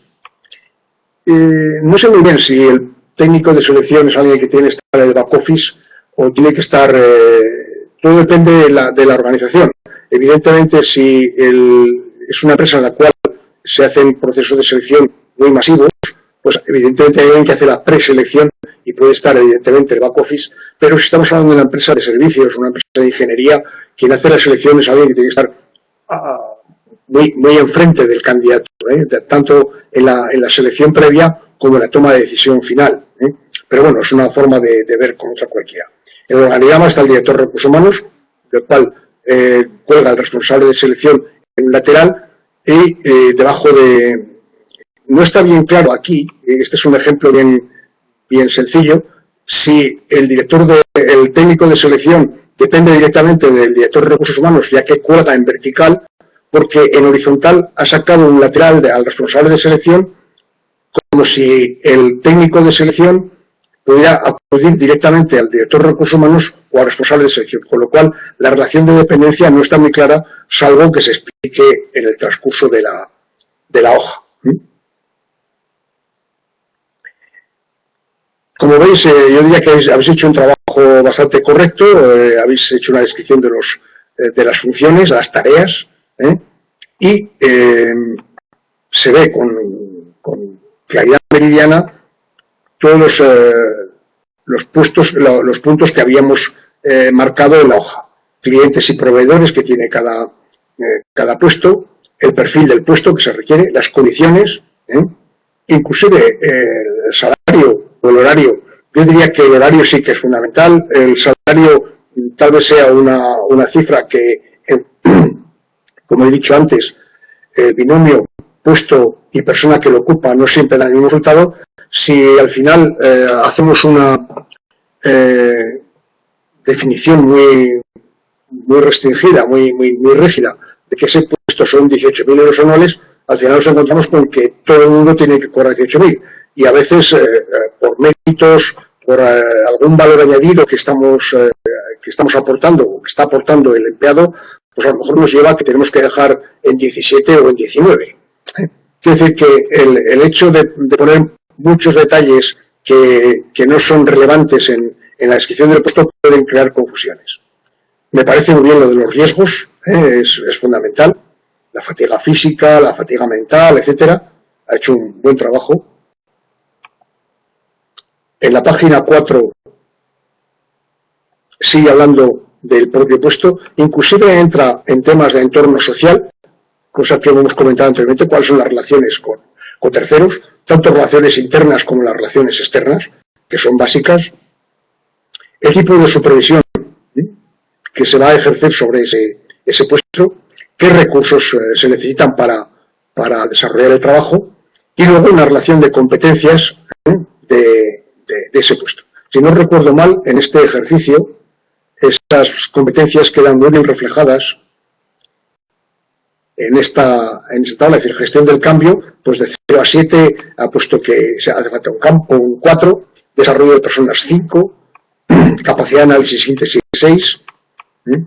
Sí que es recomendable, esto es un tema que lo suelo utilizar de una forma recurrente, sí que es recomendable que en un sistema de valoración de puestos por competencias o por el sistema que sea, la vara de medir sea lo suficientemente amplia como para que nadie llegue hasta el final. Por ejemplo, recomiendo siempre una cifra alta, es decir, no poner de 1 a 3 para decir bajo, medio y alto, porque al final todos son medios, y tampoco hay que llegar hasta 100 puntos, que aun cuando el sistema high se pudiera recurrir a ese sistema, ¿verdad? Pero si tenemos, por ejemplo, de 0 a 7, e indicamos que el 0 es la carencia absoluta de esa competencia y el 7 es la excelencia en esa competencia, bueno, pues como execrables no hay nadie y excelentes tampoco hay nadie, siempre vamos a tener un margen de medición intermedio que va desde el 1 al 6 o del 2 al 5, en el cual nos podemos mover de una forma flexible, porque va a ser muy difícil que encontremos la nulidad absoluta y va a ser también muy difícil que encontremos la excelencia absoluta. Es decir, siempre el ser humano, por suerte, no es perfecto, y entonces esa excelencia no. Entonces es muy bueno tener esa vara de medir en la cual sepamos que nunca vamos a alcanzar ni el tope inferior ni el tope superior. Dicho esto, vamos a responder a algunas preguntas. En la explicación de la estructura redundante, a veces se ponen en la misma línea puestos que están jerárquicamente uno por encima de otro por responsabilidad de funciones, ¿no? Si no, no me queda claro cómo mostrarlo en el organigrama. Lo importante, evidentemente, puede haber situaciones en las que se justifique el tener esas figuras redundantes.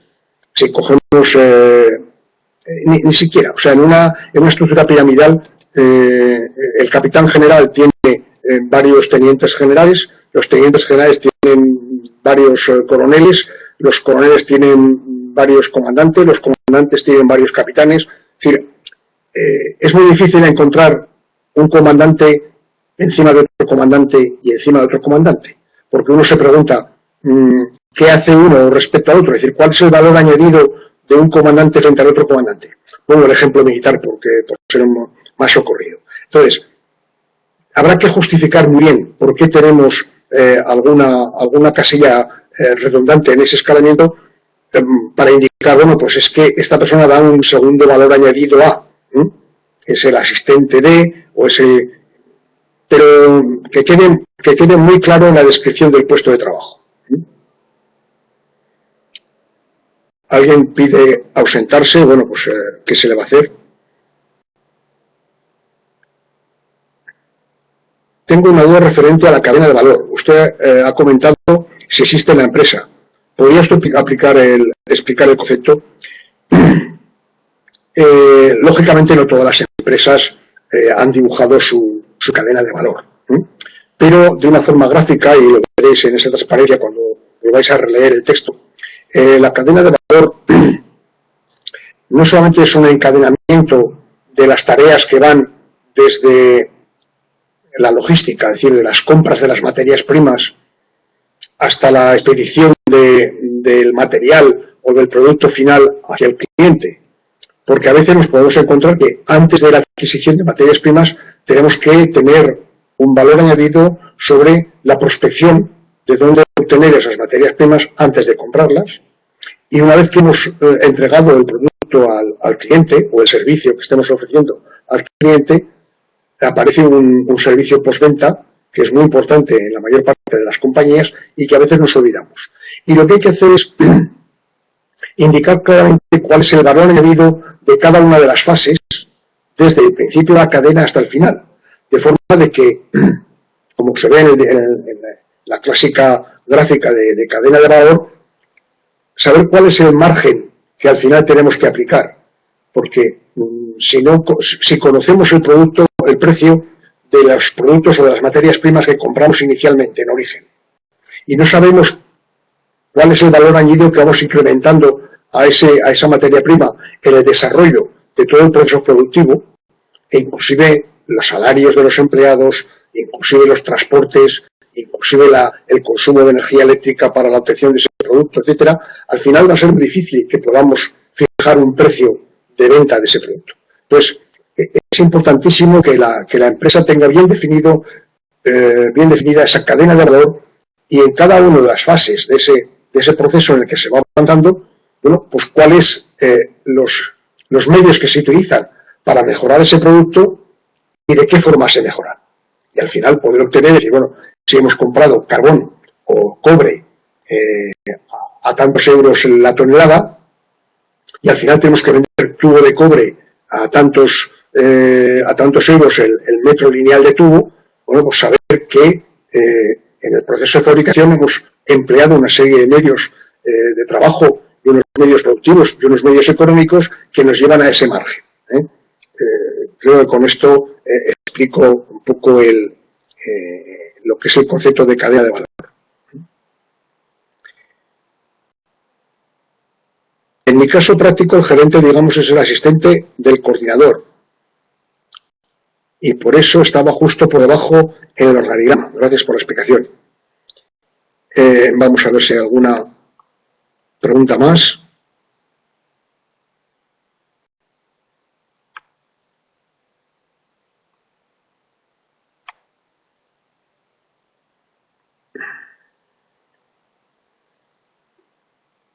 El cuadro de mando integral se asemeja a un organigrama. ¿Qué los diferencia? No, son dos conceptos totalmente distintos. El cuadro de mando integral es una hoja. Normalmente desde que apareció la informática aplicada en el caso de las hojas Excel, las hojas de cálculo, es muy útil utilizar una hoja de cálculo para poder plasmar en esa hoja y sobre todo actualizar de una forma rápida, fácil, los datos que contienen, la información que necesita un directivo o un responsable de un determinado puesto de trabajo para ejecutar su trabajo. Por hacer un símil, sería el cuadro de mandos de la cabina del piloto de un avión, en el cual hay un cuadro que le marca la altitud, la velocidad, la nivelación, la potencia de los motores, la temperatura de la cabina, la presión exterior, la temperatura exterior, en fin, toda esta serie de parámetros que un piloto necesita para conducir el avión. Entonces, es el reflejo de, bueno, pues, cuadro de mando, es decir, cuál es el precio hora por empleado, cuál es el margen bruto que tengo en este determinado producto, en esta determinada gama de productos, cuál es el margen neto, cuánto tiempo me cuesta fabricar este producto, cuánto tiempo me cuesta cambiar una gama de producto por otra. Muchas veces el mero hecho de cambiar todo el utillaje en una cadena de producción pues supone un tiempo, de forma que el responsable tiene elementos para saber en todo momento qué es lo que tiene que hacer para dirigir bien su puesto de trabajo. El organigrama no es más que una foto de la estructura de la compañía, de quién está en cada uno de los puestos, para saber en todo momento cuál es el grado de responsabilidad que esa persona tiene.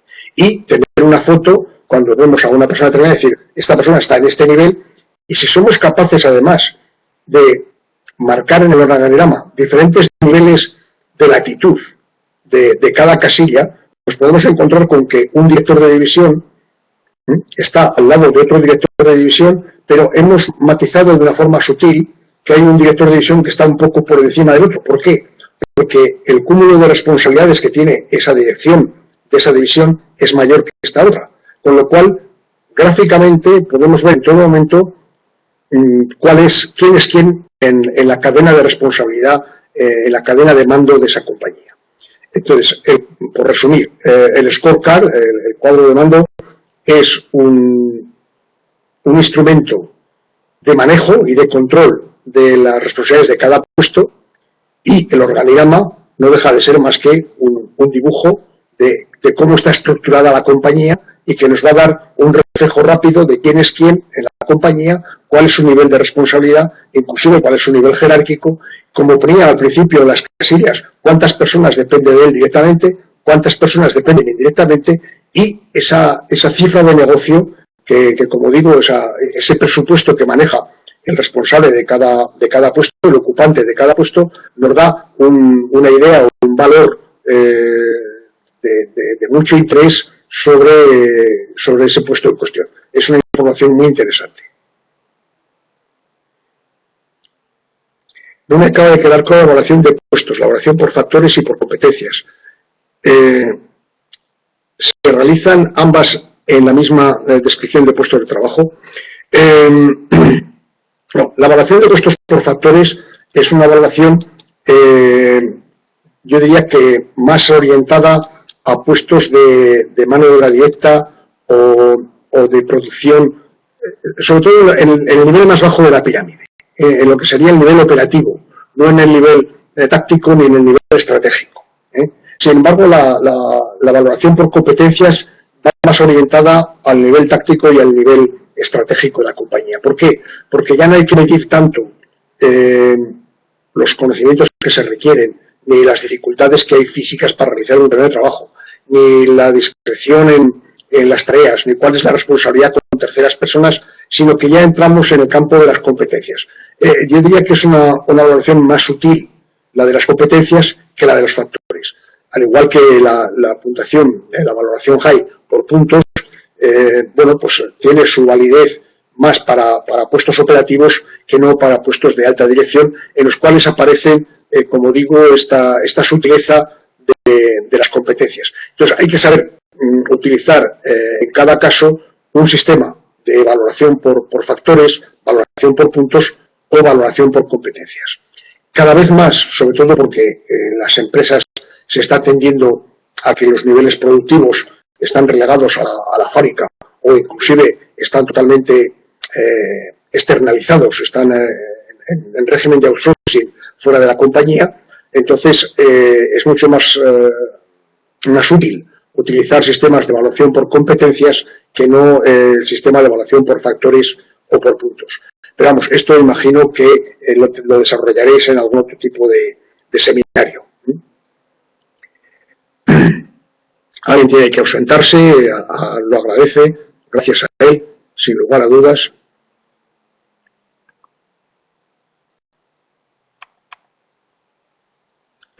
No sé si hay alguna pregunta o alguna consulta más por parte del auditorio.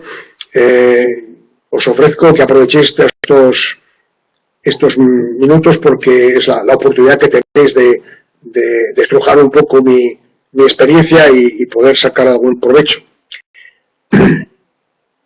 ¿Cuánto tiempo lleva a realizar todo este proceso? Es complicado. Evidentemente mucho, si se quiere hacer bien.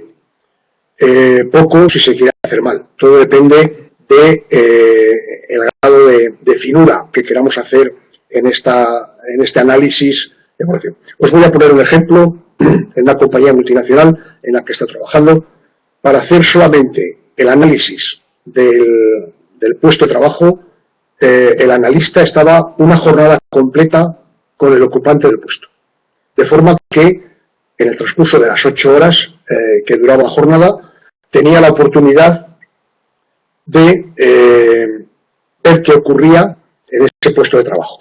A veces, si el puesto de trabajo era muy complejo, lo que hacía era recurrir a una segunda visita o a una tercera visita hecha de forma aleatoria para analizar si había muchas diferencias entre lo observado en la primera jornada a la segunda. Hecho el trabajo de análisis, como digo, de observación, luego hay un trabajo de despacho, un trabajo de gabinete, que como término medio podía llevar del orden de 3 horas, 4 horas, recopilar y analizar y sintetizar toda esa información para, en cada uno de los factores, poner una puntuación o unas marcas, de forma que al final se pudiera tener una gradación en función de unas tablas que podían utilizar en la empresa como elementos de valoración. Luego, una media hora, yo diría, comparar con el anterior y el posterior en la cadena, porque como he dicho antes, a la hora de hacer el análisis de del puesto, había que dibujar dónde estaba situado en la cadena de producción, en la cadena de valor o en el organigrama, y decir, bueno, pues si el puesto anterior tiene más puntos y el puesto posterior tiene menos puntos, por lo menos no nos hemos equivocado en dejarle en una posición intermedia. La cuestión está en ver si esa posición intermedia le separa mucho, le separa poco del anterior y del posterior. Es una cuestión de tuning, de sintonización de esos parámetros. Esto lo digo como referencia de una compañía que se dedicaba a hacer el trabajo de una forma correcta.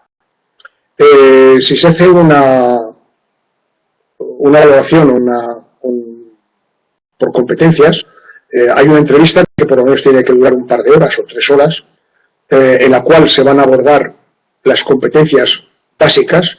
Yo diría que en esa conversación de 2 horas o 2 horas y media no se pueden abordar más de 6 competencias, porque si no, no hay tiempo suficiente.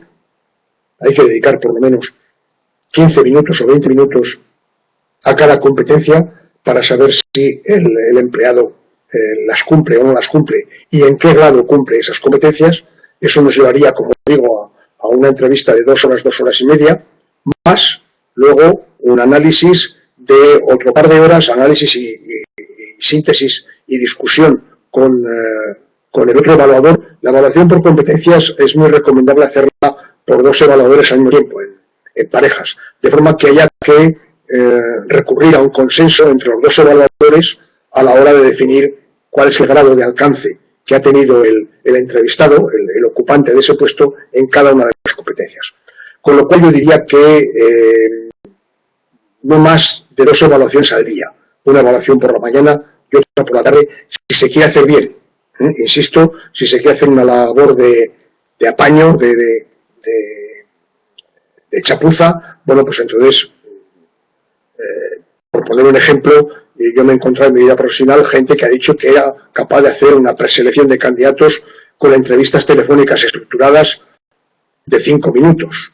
Entonces, claro, hacer una evaluación de una persona a través del teléfono, por muy estructurada que esté la conversación, en una entrevista de 5 minutos, tengo serias dudas. Sobre todo cuando en un call center, cualquier operadora de un call center, si me quiere vender alguna enciclopedia o se me quiere hacer cambiar de operadora de telefonía, utiliza el mismo tiempo para utilizar los argumentos con los cuales me quiere vender la idea del cambio. Insisto, es todo muy relativo, pero he puesto los 2 ejemplos de compañía que ha hecho un trabajo serio y que ha utilizado día y pico, día y medio, para hacer una valoración de un puesto de trabajo, y por competencias, pues con una mañana es más que suficiente para tener una foto bastante precisa sobre cómo es el grado de alcance de cada competencia.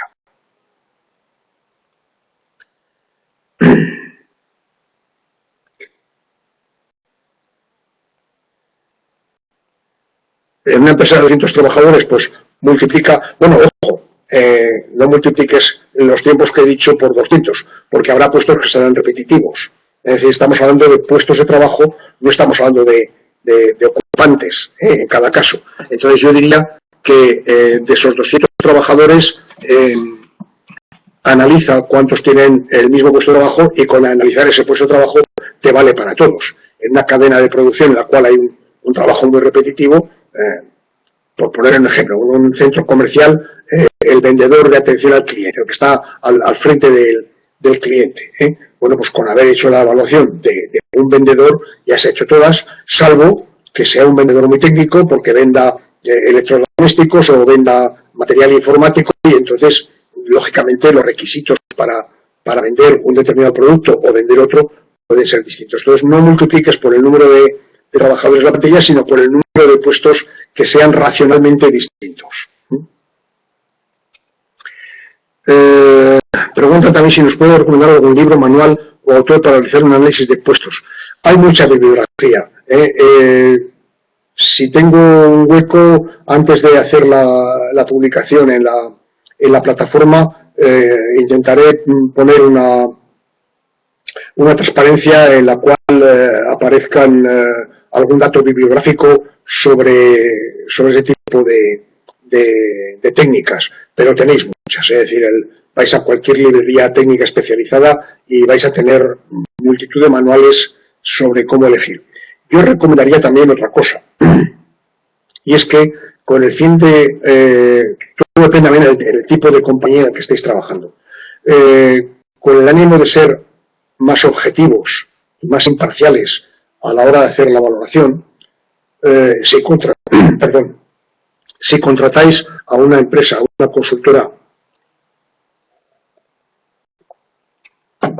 una consultora especializada, os va a dar dos valores añadidos.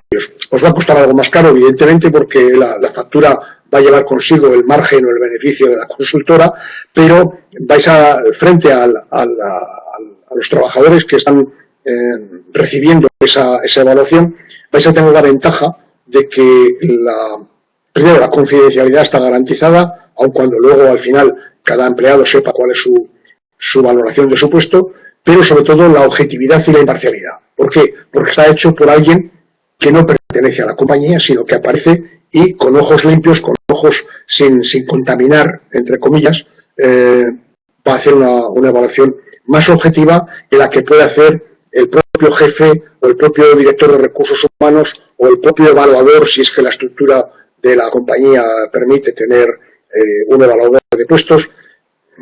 Todo dependerá del tamaño. En una compañía multinacional, evidentemente, vale la pena tener un equipo interno.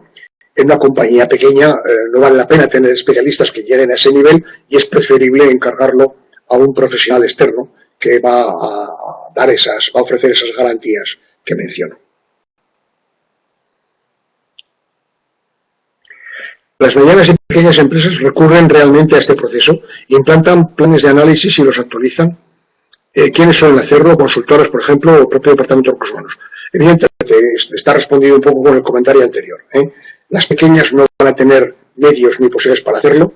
El problema que pueden tener es que si lo hacen una vez y luego no toman la precaución de hacer el mantenimiento, la actualización de esos puestos, se pueden encontrar con que tienen un catálogo de descripciones de puestos de trabajo muy bonito, pero que responde a unos tiempos pasados en los cuales las cosas se hacían de otra manera. Entonces, es muy importante tener esa actualización. Yo diría que, en la medida de lo posible, buscar un consultor externo, aunque sea un poco más caro, y sobre todo garantizar ese mantenimiento de las informaciones, de las valoraciones. Lo que sí tiene que hacer el Departamento de Recursos Humanos, sin lugar a dudas, es validar, porque claro, quien mejor conoce la estructura de la compañía es el Departamento de Recursos Humanos, con lo cual en la propia descripción del puesto de trabajo del director de Recursos Humanos deberá aparecer, es decir, se responsabilizará del mantenimiento y la actualización tanto del organigrama como de las descripciones, de las job descriptions de cada puesto, así como el sistema de evaluación y de remuneración. Perdón, no olvidemos que una consecuencia más o menos directa de este sistema de evaluación de puestos, la consecuencia directa es decir, y ahora voy a tener una política salarial coherente, justa, equitativa, que me permite recompensar a cada uno de los empleados en función de ese nivel de responsabilidad que están requiriendo para ocupar satisfactoriamente su puesto de trabajo. De forma que si no lo ocupan, habrá que buscar otro tipo de solución, o reclasificar al empleado en otro puesto que se adapte mejor a ese nivel de responsabilidad, o lamentablemente a lo mejor hay que separarse del empleado, pero vamos, tampoco estoy llegando a extremos tan dramáticos. Todavía nos quedan 12 minutos, estáis todavía a tiempo.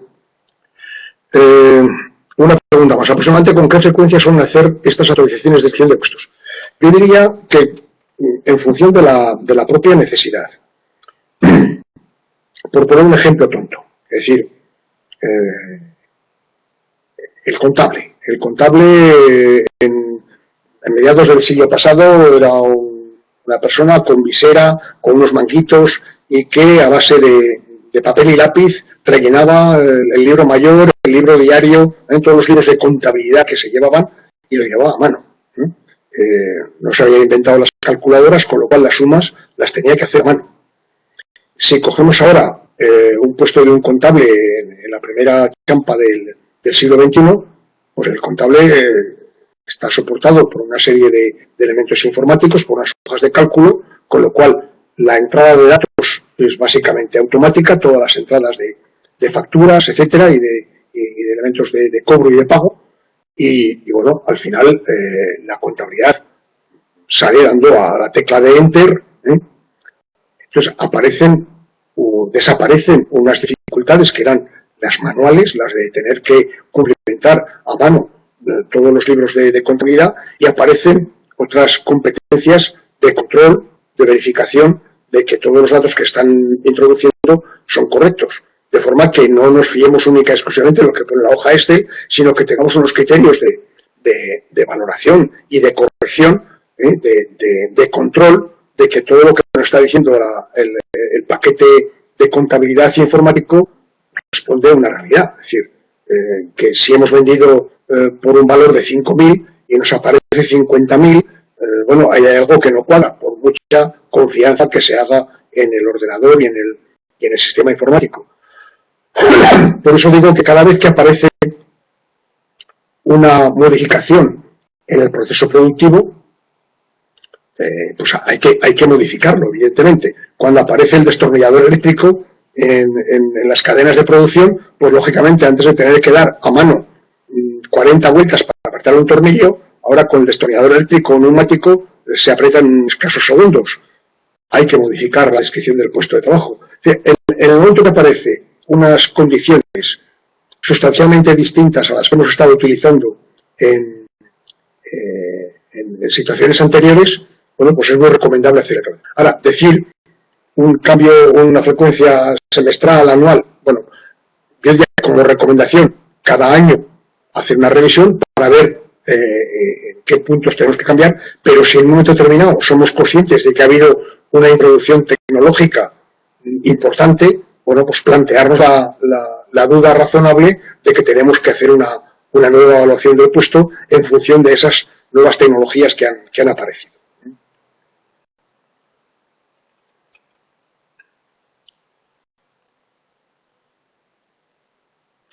¿Cuáles son los requisitos para ser analista de descripción de puesto de trabajo? Formación, experiencia, competencias. Yo diría que no demasiadas. Es decir, en cuanto a formación, yo diría que hace falta una formación básica mínima.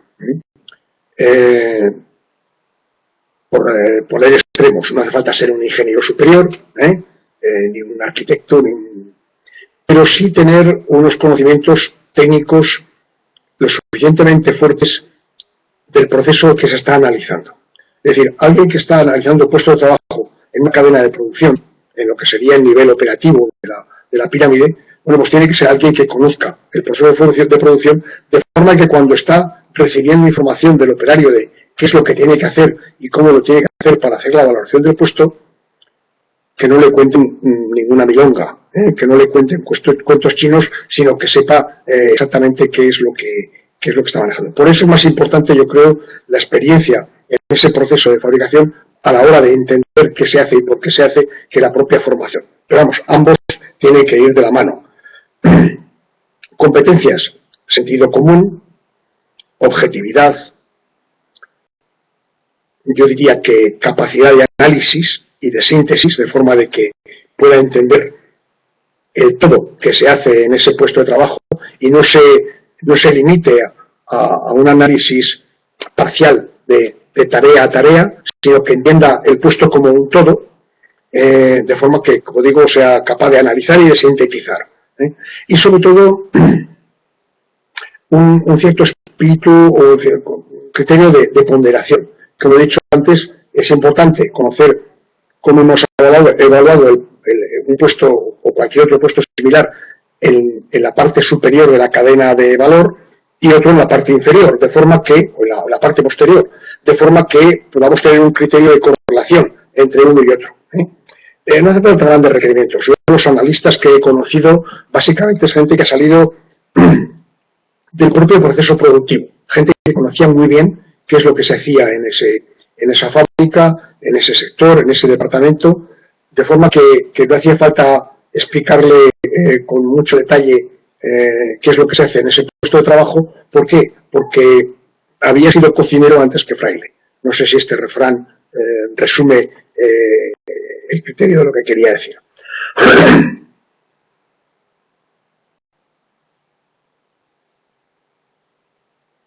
Bien, insisto, por ser ya estrictos con el horario previsto, quedan todavía 6 minutos. Si hay algún comentario más, muy gustosamente responderé.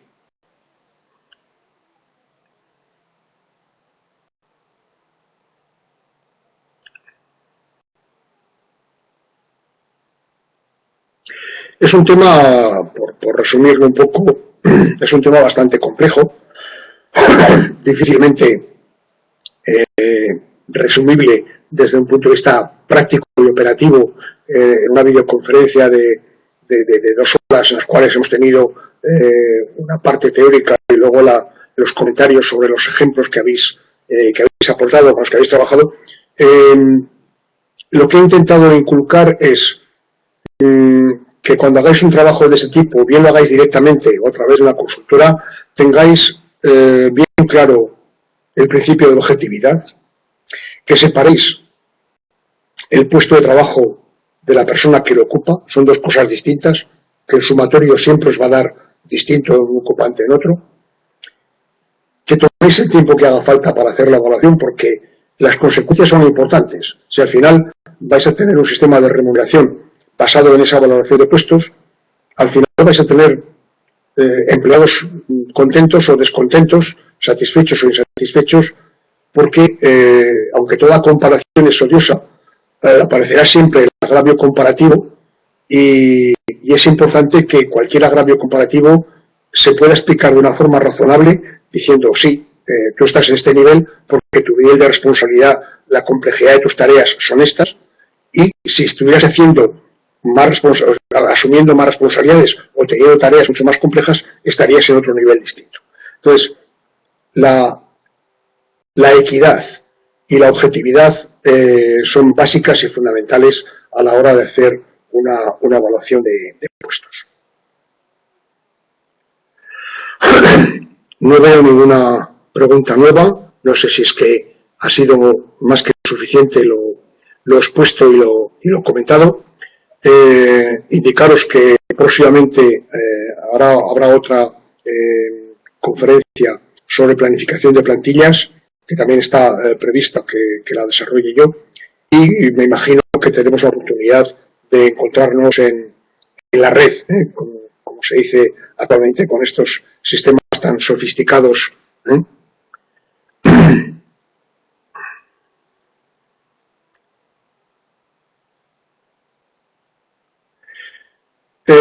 Hay una última pregunta que, bueno, los libros o manuales se puede hacer. El concepto de industria 4.0 es muy sencillo, es decir, en la primera revolución industrial aparece la fabricación en serie, en la segunda revolución industrial aparecen los montajes, la tercera revolución industrial llega la robótica, y como he dicho, en el desarrollo de la transparencia en la que hemos hablado de 4.0, he utilizado la terminología de 4.0 como si fuera una versión de un proceso o de un programa informático, pero es lo que el concepto, el criterio que se acuñó en la Feria de Hannover hace ya unos años, sobre cómo tendrá que ser la industria del futuro, es decir, la industria ya.